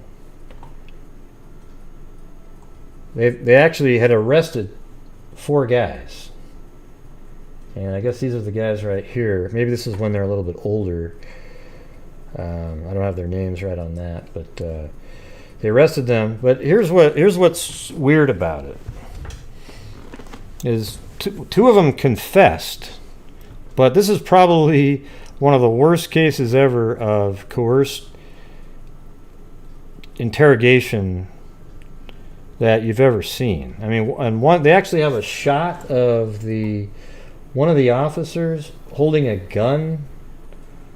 I think it's this shot right here. Look at that. He's got a gun to the back of his head right there. Saying, is this how you did it? This kind of thing. And they had way too much detail. Like, more detail than anybody would ever remember. And basically, they were sentenced. They were found guilty in, I think, 98 or 99. But then they were set free in 2006. So here's what I think. I think they know that it's probably very likely that one of these guys had something to do with it, but now it's kind of just done. And they're probably not looking. I don't know if they're still actively investigating this case or not. Apparently, though, they did a DNA test at one point from DNA that they found inside the scene, probably the one victim that they know was sexually assaulted. And they said that they actually found ice cream scoopers between their legs. I mean, and all the girls' legs were spread on the ground. I mean, something's weird about this thing.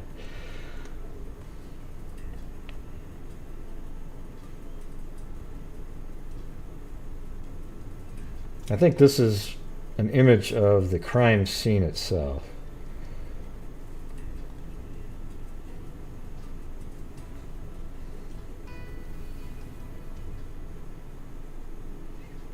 Yeah, so it looks like this is how they were laid down. Amy Ayers is over here. Two of them are stacked on top of each other there, and then Jennifer. I'm sort of guessing that Amy Ayers is probably the one that. Is she the 13-year-old? Let me make sure. Let me check that out. Hey, Blue.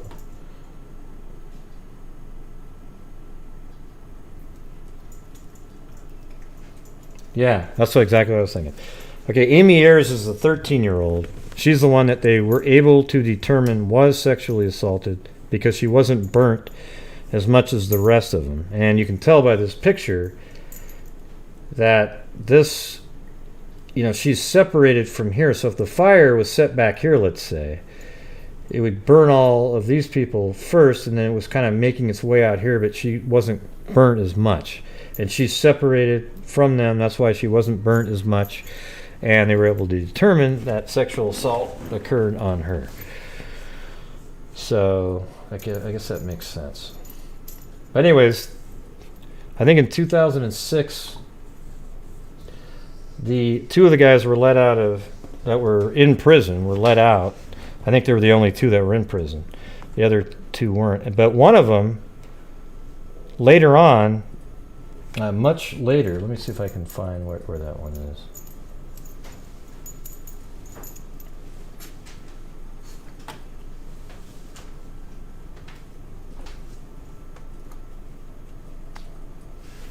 Here, hold on a second.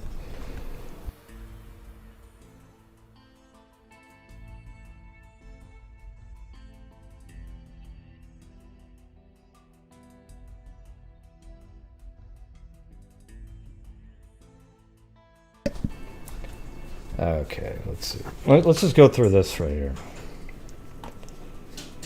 So on December 6th, this is an image from there. 1991, Austin police found a local yogurt shop on fire. This is from mysanantonio.com, a slideshow that they put together. These are the four girls right here. I think she's the 13-year-old right there. In 1999, four men.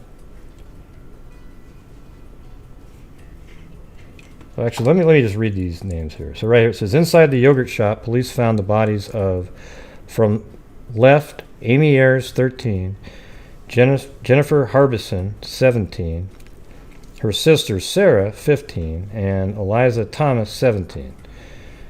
The women were naked, bound, gagged, and shot in the head, and they were all shot in the back of the head twice, and they were bound and gagged with the clothing that they were wearing. In 1999, four men were suspected in the case were arrested. Robert Springsteen IV, Michael Scott, Maurice Pierce, and Forrest Welburn. In his statement to police after being arrested, Springsteen said he sexually assaulted Ayers after she was shot in the head. Wow, so while she was dead then? Is that what you're saying?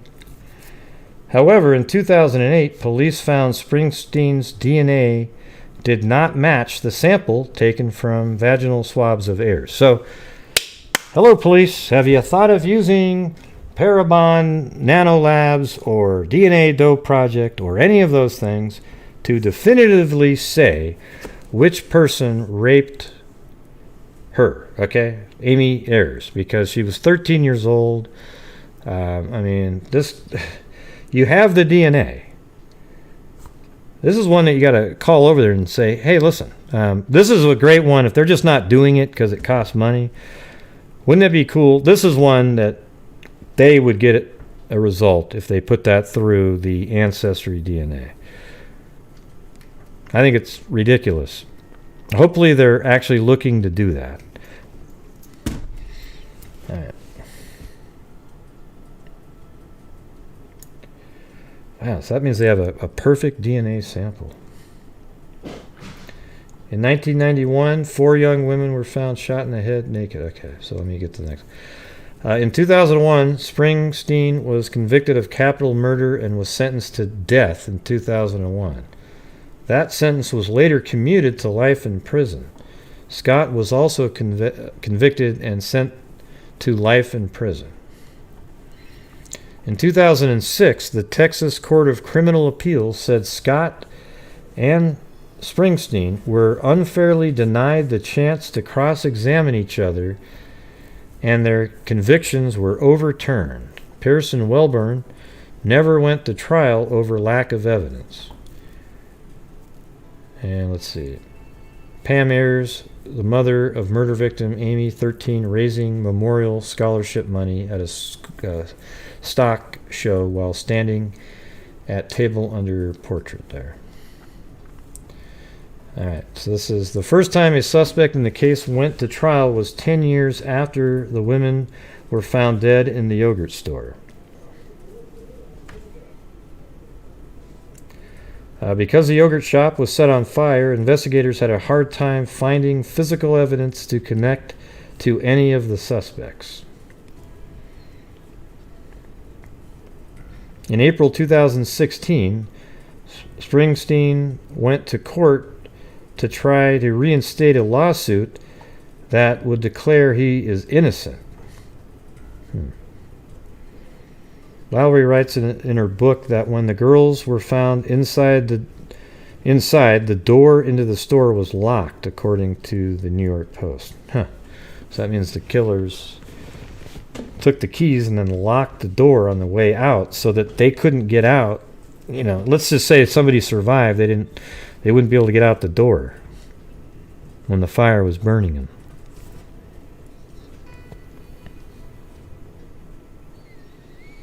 Police have received tips over the years regarding the yogurt shop murders, but to this day the case remains unsolved. Yeah, it seems like they kind of have the right people in there.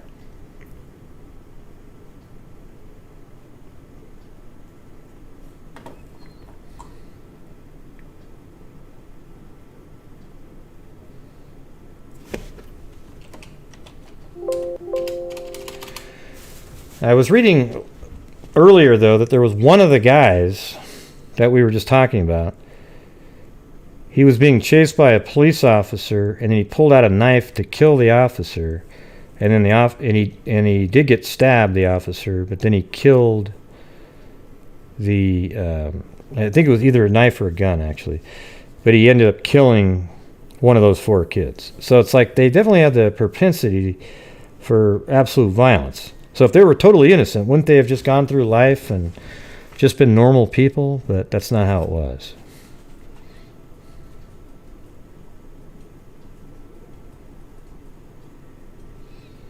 Let's see. When Detective Sergeant John Jones entered the flooded scene, the first thing he said was, "Holy shit."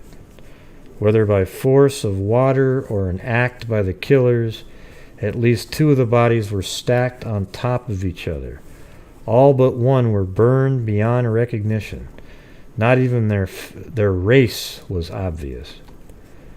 Many claim that Austin lost its innocence that day. That's a little bit like Delphi, right? In fact, the crime was so outrageous that all of the victims' autopsy reports were sealed, something that rarely occurred in Travis County. One of the things the autopsy showed was that the youngest, Amy Ayers, the only victim whose body wasn't burned beyond recognition, had been sexually assaulted.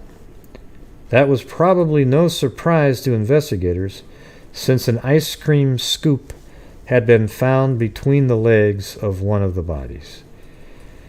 8 days after the murders, police interviewed 16-year-old Maurice Pierce, who had been hanging out that Friday night at the very same mall as Amy and Sarah. And by the way, this is A&E right here.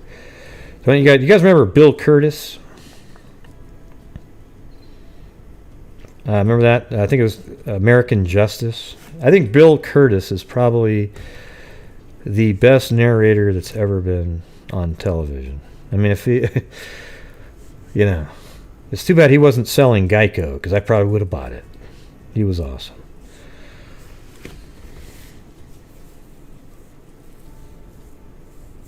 Does anybody actually buy Geico? I mean, the commercials are funny, but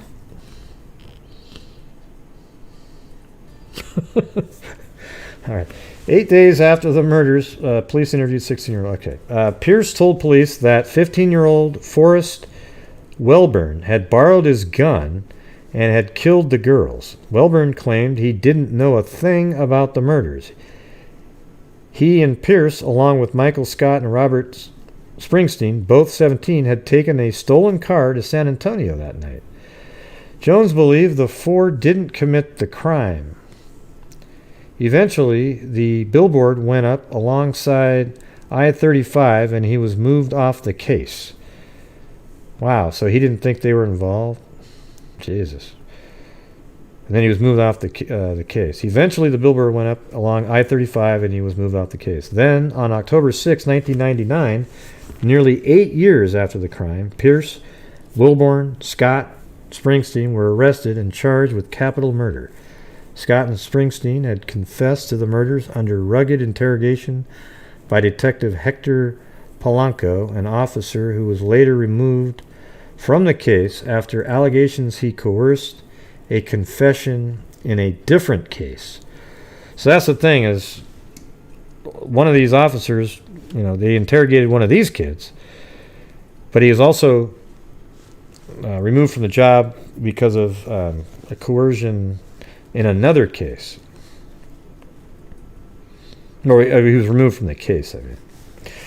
Austin was in total fear for 10 years, the town or so, before the four defendants were arrested. A local attorney, speaking on condition of anonymity. I mean, you know what's weird is I can say that word if I'm not reading it. Oh, jeez.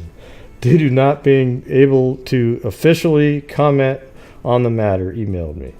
I'm not arguing that those guys were railroaded. I'm saying that the public needed the case solved. All right, let me.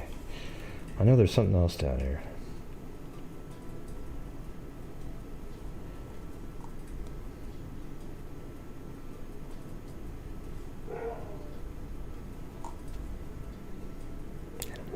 Anonymity.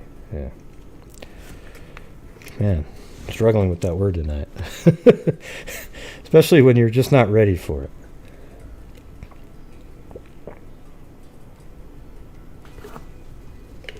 Yeah. Let's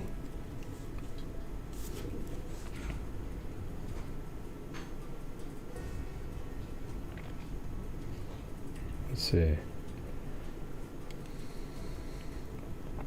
Sergeant Jones, who according to Lowry was bitter about his removal from the case and wanted redemption, gave her all of his files, fire department and police department minute-by-minute reports, memos between Jones and the chief of police, and the FBI profile of the killer.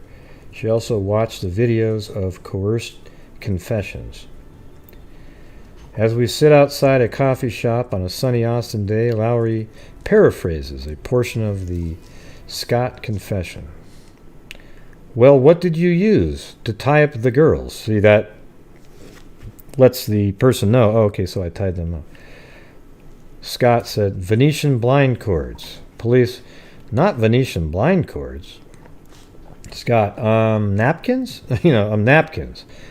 Police, you can't tie somebody up with napkins. So they're just waiting for him to say the right thing. Eventually he probably came around with, oh, clothes then. Oh yeah, yep, that's it. Okay, great.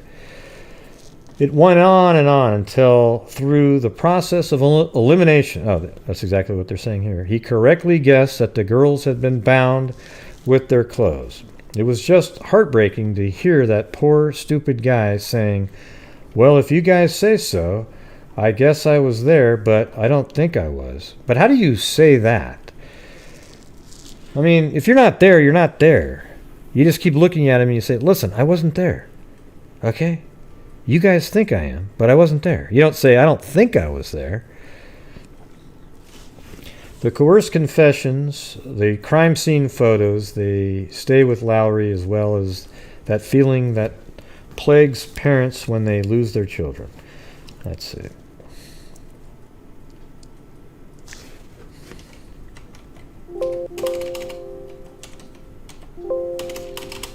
I don't know if this was the article that mentioned that other guy, but anyways, it feels like they kind of have the right guys, but there definitely was coerced interrogation there. So it's one of those weird cases where you might not ever get the answer now because they think they've already have the right guy and maybe they're not putting a lot of effort in. But why not do this? Just test that DNA, whatever it costs, and what if it comes up with some random person? Man, you'll completely exonerate. They might not want that answer, though. Because let me ask you guys this. Let's say the police, they do get the answer, and it's somebody, some Jim Schlema, some crazy guy. I was going to say Schmlegelski. Let's just say it's some random person. Well, now, these guys that were put in jail and had their name dragged through the mud would have a much bigger lawsuit. That's what I was thinking. So you might not want to have that out there, you see. You could actually do a lawsuit and win and say, see, we had nothing to do with it. And you guys ruined our lives.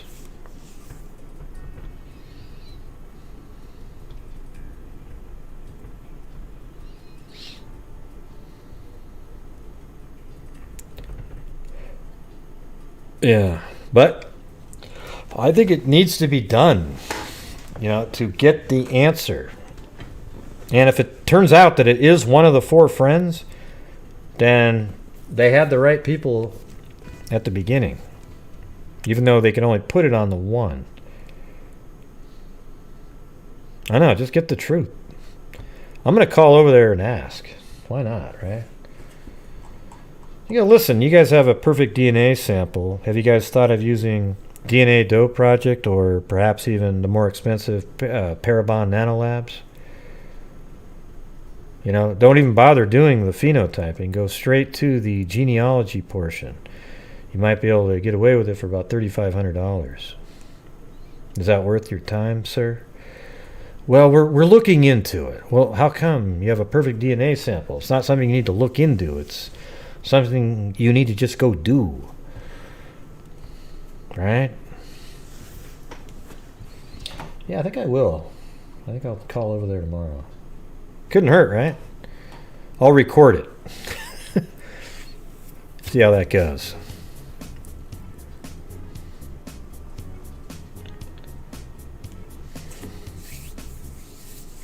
That's right. Yeah, I'm definitely going to do it.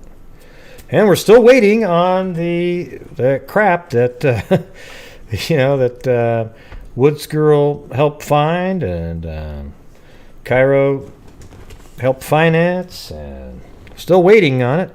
We'll see what happens when it comes in, but I'm not going to tell you what the hell it is until it comes in. If it's regardless, it'll be interesting to see. Regardless, let's put it that way. All right. Yeah, it's only like $3,500 to do. Well, I actually think it's cheaper to use DNA Dope Project because I think Parabon has started to increase their pricing on things. Because now who does phenotyping now? What would be the point of that? So they used to do phenotyping, and then some people. So together you get $5,000, $6,000, and it was $3,500 and $2,500. But what they should do now maybe is do $4,500 total, and you get phenotyping and ancestry, because the phenotyping isn't. I bet you anything, you just get the DNA, you upload it into a system, and it just returns back that information. I bet it's not some really crazy labor-intensive thing where it seems like $1,000 you might get some takers just to get a general look.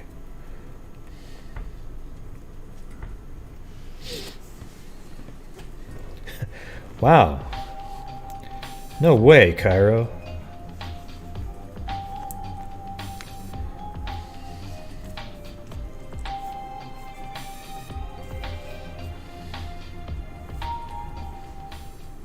I heard Gray was actually a nice guy, and the mean stuff was just trolls.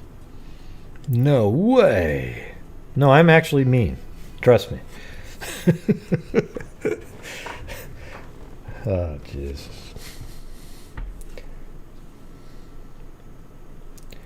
Dun-dun-dun.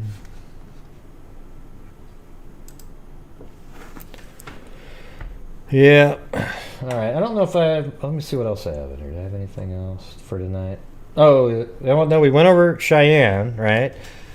Earlier on the show, Cheyenne sent the photograph to Snapchat at 3:49, not 2:49 or 2:47, as some YouTubers like to say. She claimed she was out there between 3:40, 3:50, something like that, and the photograph suggests that. But then later she said, "Oh, I was out there at 2:40," and it just changed dramatically. I don't know why that changed. And somebody's claiming that she saw the bridge guy, and I've never seen her claim that ever, anywhere. So I don't know about. I don't think that's true, and especially the time that's given. So we covered that. We covered the car found in the pond using Google Earth, solving a 22-year-old missing persons case. We covered the Heather Gumina case where the collarbone that she had broken was actually caused by her husband, and that he killed her to keep her from testifying against him in a criminal case that she witnessed. The fructose case, we covered the fact that they're searching a reservoir just barely over a half mile from his house, and they even took tracking dogs through the woods. It makes you wonder if the body was in fact driven in the Tacoma pickup truck straight from the park near Jennifer's house all the way back to Fructose's house, and then they did something with her body and then maybe dumped it in that reservoir. There must be a reason they're searching the reservoir. Perhaps it's because Michelle Traconis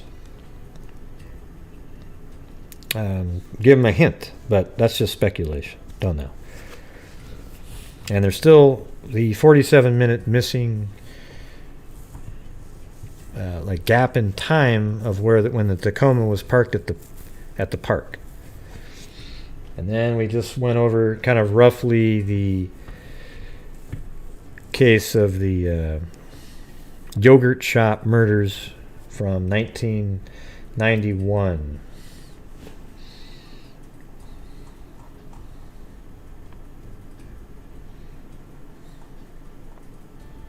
And that was in Austin, Texas, actually. It's pretty wild. Pretty wild stuff. Looks like this is two possible. Wow, they think they sat right here. Huh.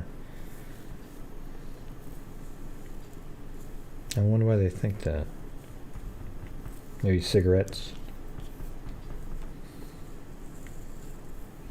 That's the back door. So those are the front doors. Let me see, does that work?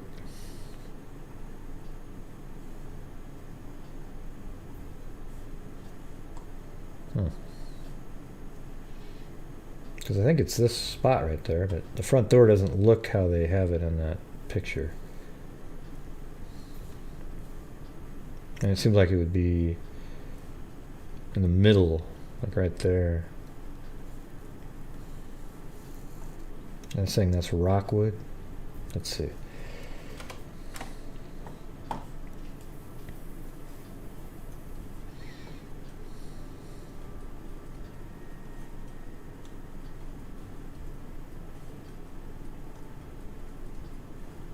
Foster Lane, Anderson. This is Rockwood over here. So the front, it's on this side.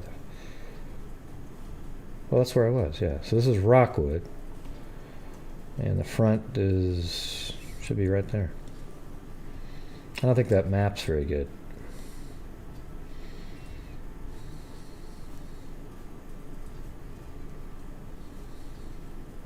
I guess it could have been the other location. Let me see.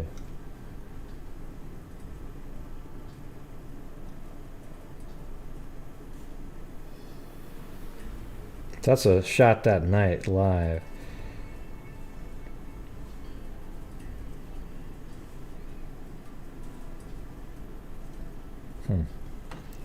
Hey, thanks, Sandy Star. Or Sandy's Star. Put those barbarians where they belong. Yes. Will do. Yeah, Austin's a nice town, yeah. Didn't you guys like the way I sang along with that at the end? Pitch perfect. I mean, literally, you know, you're wondering why I'm not singing opera somewhere.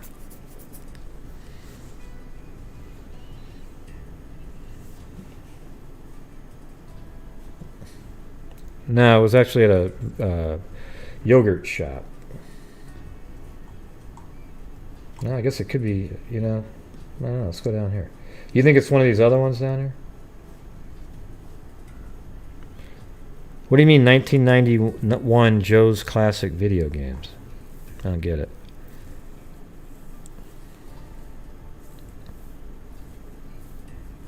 Oh, that's somebody's name. You guys got me totally confused. I thought you were saying, no, Gray, the store is actually called Joe's Classic Video Games. And I was like looking around in the strip mall for it. Yeah. Anyways, I do think it's this right here. I don't know why they're drawing it the way they drew it. Maybe the address, the pin goes right on top of this building. So maybe back in the day, this right here was a door. I don't know. But it really looked like this one. If you look at the... let's get that image out again. Right here, look. Look. So when you're looking at this... I guess I had it open right there. Let me see if I can make this smaller and have it just sitting right next. There you go. Right there. Doesn't that look like that's it right there? Look. Right here. The lamp there. This one's a little bit different bulb on it. Probably all different now. But look at how there's 1, 2, 3, 4 panes right there, and then you've got 1, 2, 3, 4 panes, and then you have a door there, and then a little brick wall right there, which is the same as that one. And then here you have 1, 2 windows, and then a bigger door right there. You know what I bet? I bet you this here might be different than what it used to be. Like this, maybe the door went further, and maybe this wasn't, maybe it was connected at one point, because this looks really tiny here. So if you look at that, that would be the front door. So that makes sense, no? Kind of makes sense that it's narrow like that, going straight back. And so that means that the girls were found back here in that building. So if you just drew that rectangle back from the door there, they were found back in here. So yeah, I think that's the spot. Let me just, when you type in 2949 West Anderson Lane, it puts the pin right on the top right there. Let's see what happens when you type in, is there a 59? Does it literally move it down a little bit? No, so it goes over there. How about 39? Okay, yeah, so that definitely seems like they're putting the pin close to where it's supposed to be. So is there a 30, how about a 41? Oh, it's kind of in that same. How about 45? Yeah, there you go. So that one's almost on top of that one. But they're saying 49.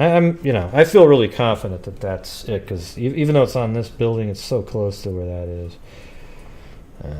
Got to be it. Yeah, maybe what they knew them. That, I mean, it's weird that all of them were killed. So yeah, you'd think that they didn't want to be identified, but how would they, if they didn't know them, it'd still be tough to be identified. So it seems like they must have all known, maybe they all even knew who these kids were. And it's weird how there's 4 of them and four girls and 4 guys, right? It's a little strange. Was that just coincidence?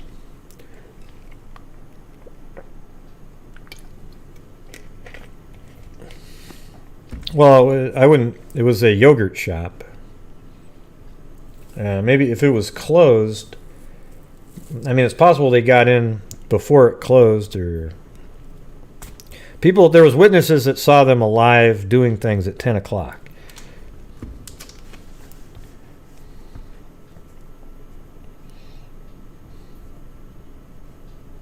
You haven't missed much. Yeah, you almost missed the whole show, Stephen. It's basically over right now. I was just doing a recap.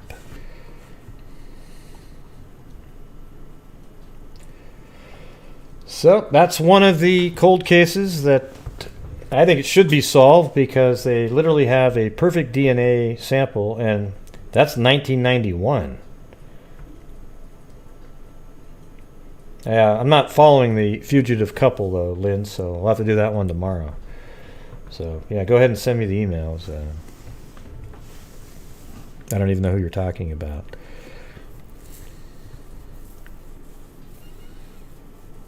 Okay, so where are we going to do the flyby tonight?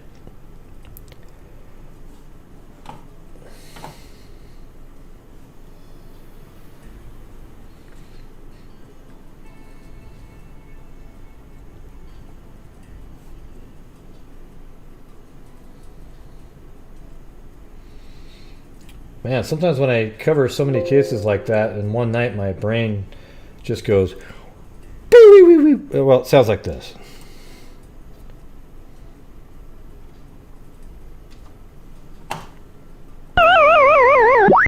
Yeah. You know when the Pac-Man dies?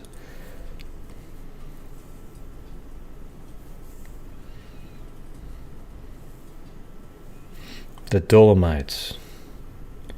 Oh, super... See, I thought what Wood Girl typed in was superstition mounts. Like, hey, oh, wow, everything's building up. And then somebody else typed in, oh, the Dolomites. And I'm like, oh, wow. What the hell are you guys... Oh, wait, you're giving me where to do the flyby. Okay, I get it. Yee-hoo. Boy. Sharp as a tack tonight, everybody. Sharp as a tack.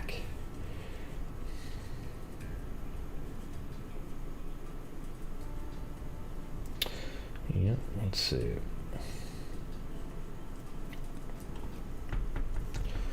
Ding, ding, ding.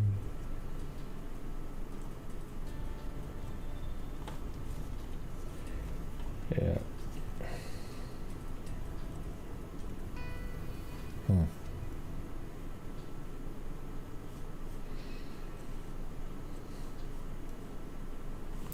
All right, so where are we going? Let's see.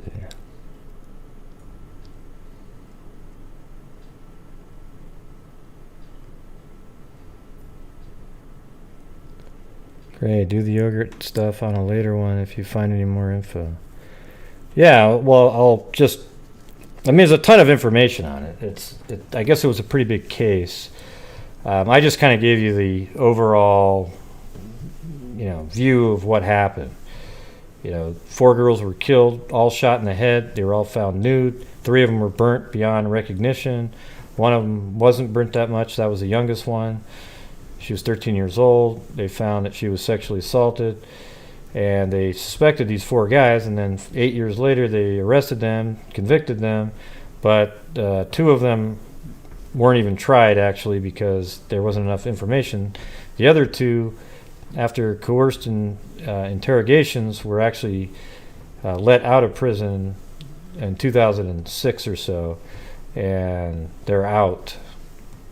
And they do have DNA that they compared as well, and it didn't match. So they do have DNA, so why not do Parabon nanolabs? There you go. And so I think I'm going to call there tomorrow.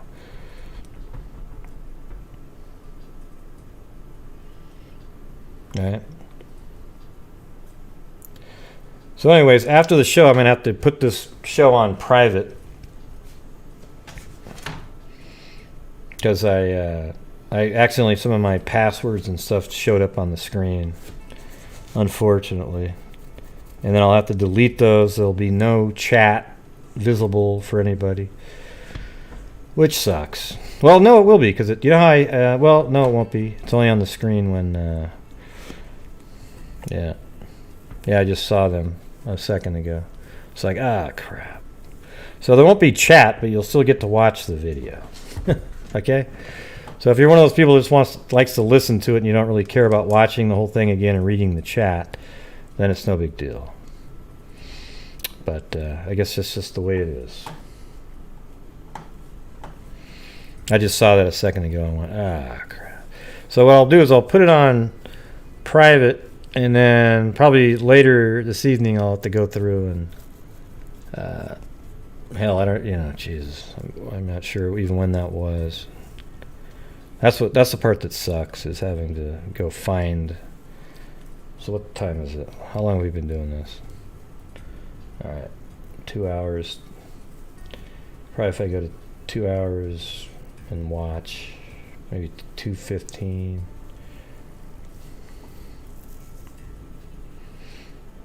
Yeah, yeah.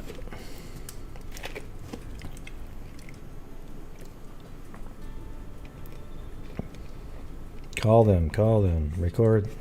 Yep, gonna do it. All right, so where are we going again? What was that? What was that one that you said? Something mountains? Or mounts? Mystery Mount? Wait, I was gonna go in Florida, wasn't I? Around that same place.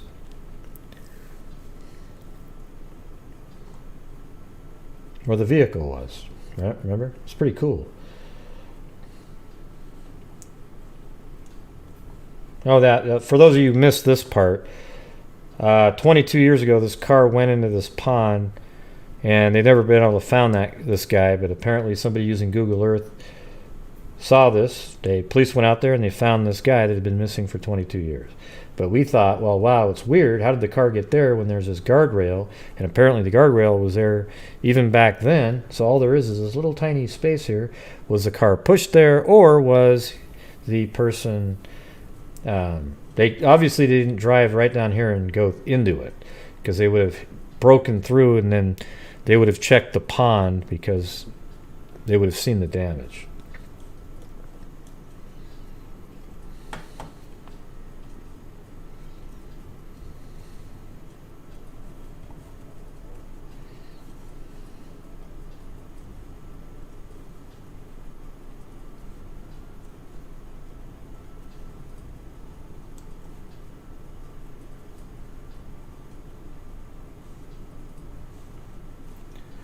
All right, I'm trying to get my music out now.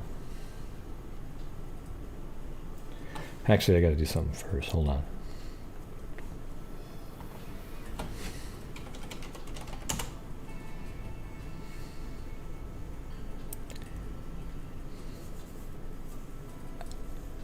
Yeah. Yeah, it's kind of weird, but you can definitely see it there. I mean, look how easy that is to see. Even up that high, you can see it there. But man, when you get in close, I mean, it's so clear that you can see that's the back window, 2 side windows, the front. And that's just deeper so you can't see it. It's crazy.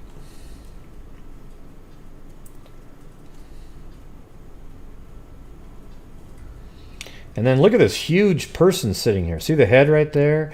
And then the arm holding him up?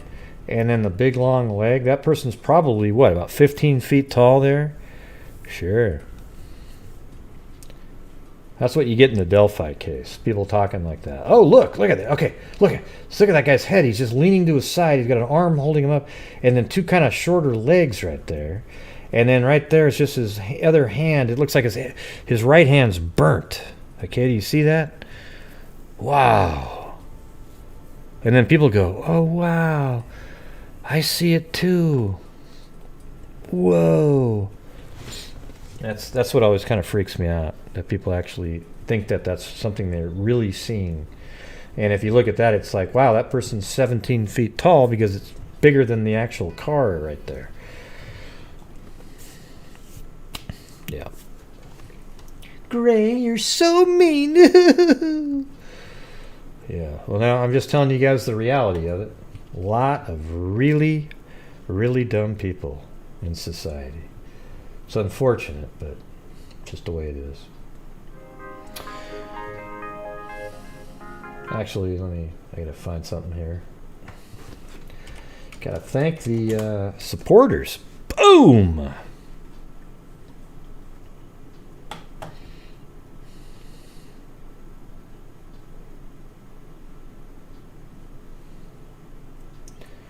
It's really quiet right now because I paused the music. And here we go. So thank you to Barbara Smith, Minnie C, Kit Kat, as they were all just drinking shots back and forth.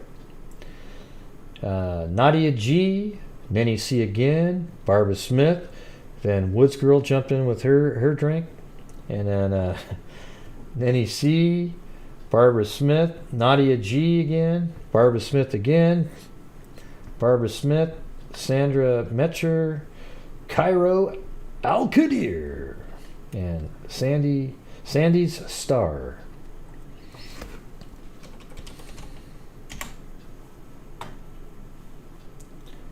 And also on PayPal, somebody just sent PayPal just randomly during the day. I always think that's so cool that somebody's just watching a video and thought of that. All right, so we have today Linda on PayPal, and then also Yvette, and I'm trying to get everybody in there, and Cairo. All right. And we also have, I think there was a Patreon supporter too. Yeah, so yes, on September 9th, I had a Patreon named Sadie, or patron, a new patron, and Karen, and then Ada upped her pledge on mine. So thank you guys very much. I really appreciate it. Very cool. All right, now we're going to do the flyby.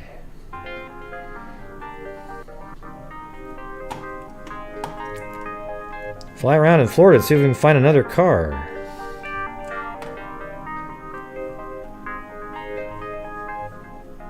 What happened? Where'd it go? There we go.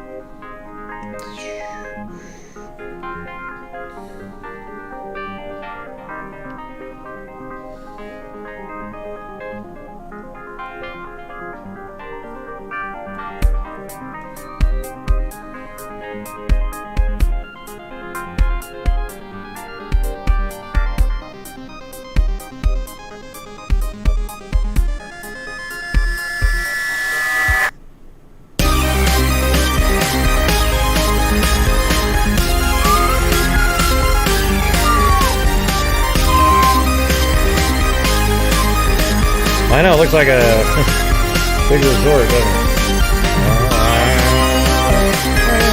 What the hell is that?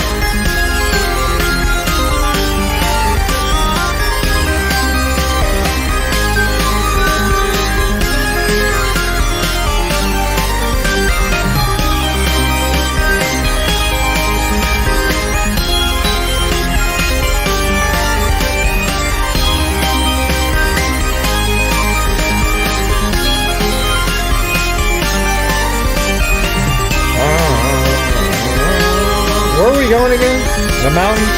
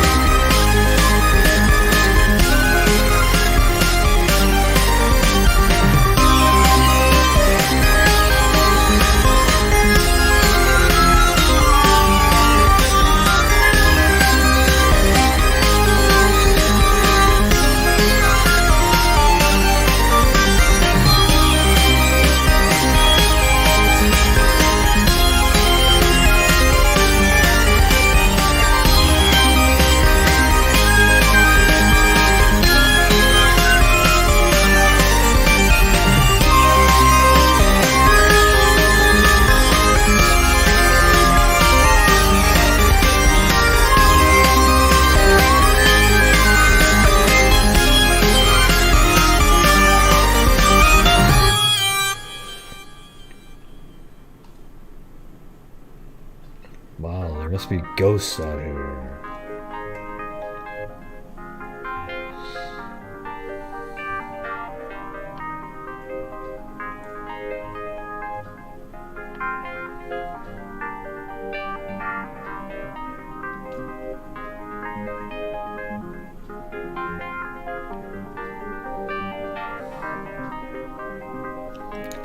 Sass Meer. Love you, great. Yee-hoo, Sass Meer.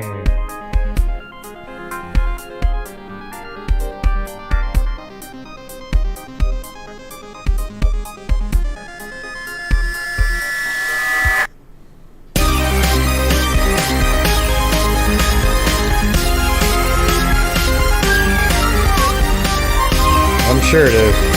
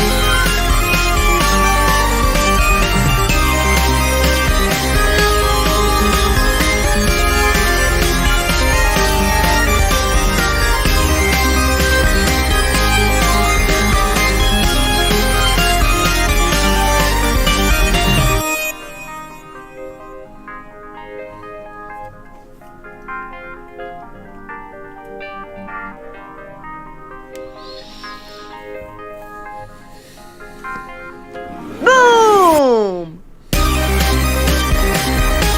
Good night, freaks!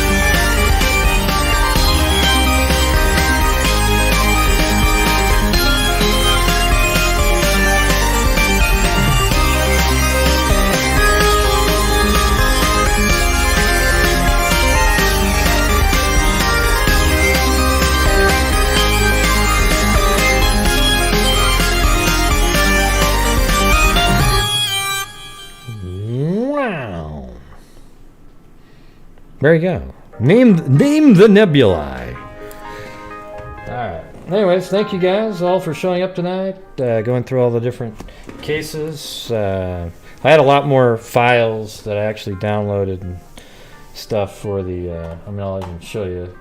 It's like, well, it's on a different screen, but tons of files that I downloaded for the yogurt case, but it seems like after a while you're just kind of repeating stuff over and over again. So those are all the different documents that I got off of old articles from 91, 99, things like that. But you know, it doesn't change. Basically, it was just things about them not they had no idea, they couldn't find the killer and all that stuff, but the story kind of remained the same. And then it turns out that the guys that were convicted were set free, so they're still apparently, it's not a closed case, so they have DNA, so go ahead and get Parabon or DNA Dope Project in there. Alright? Anyways, I don't know if Blue is even up anymore. Nope, he's already gone to sleep. So I don't see him over there. But yes, thank you all for participating, and it was fun. And thanks, Sass Meer, for calling up and telling us about your crazy experience over there where your mom pointed to you in a dream and you went there, and what happened? You found a bucket full of jewelry. How crazy is that? Alright, everybody, thank you for showing up tonight, and until next time, be safe out there.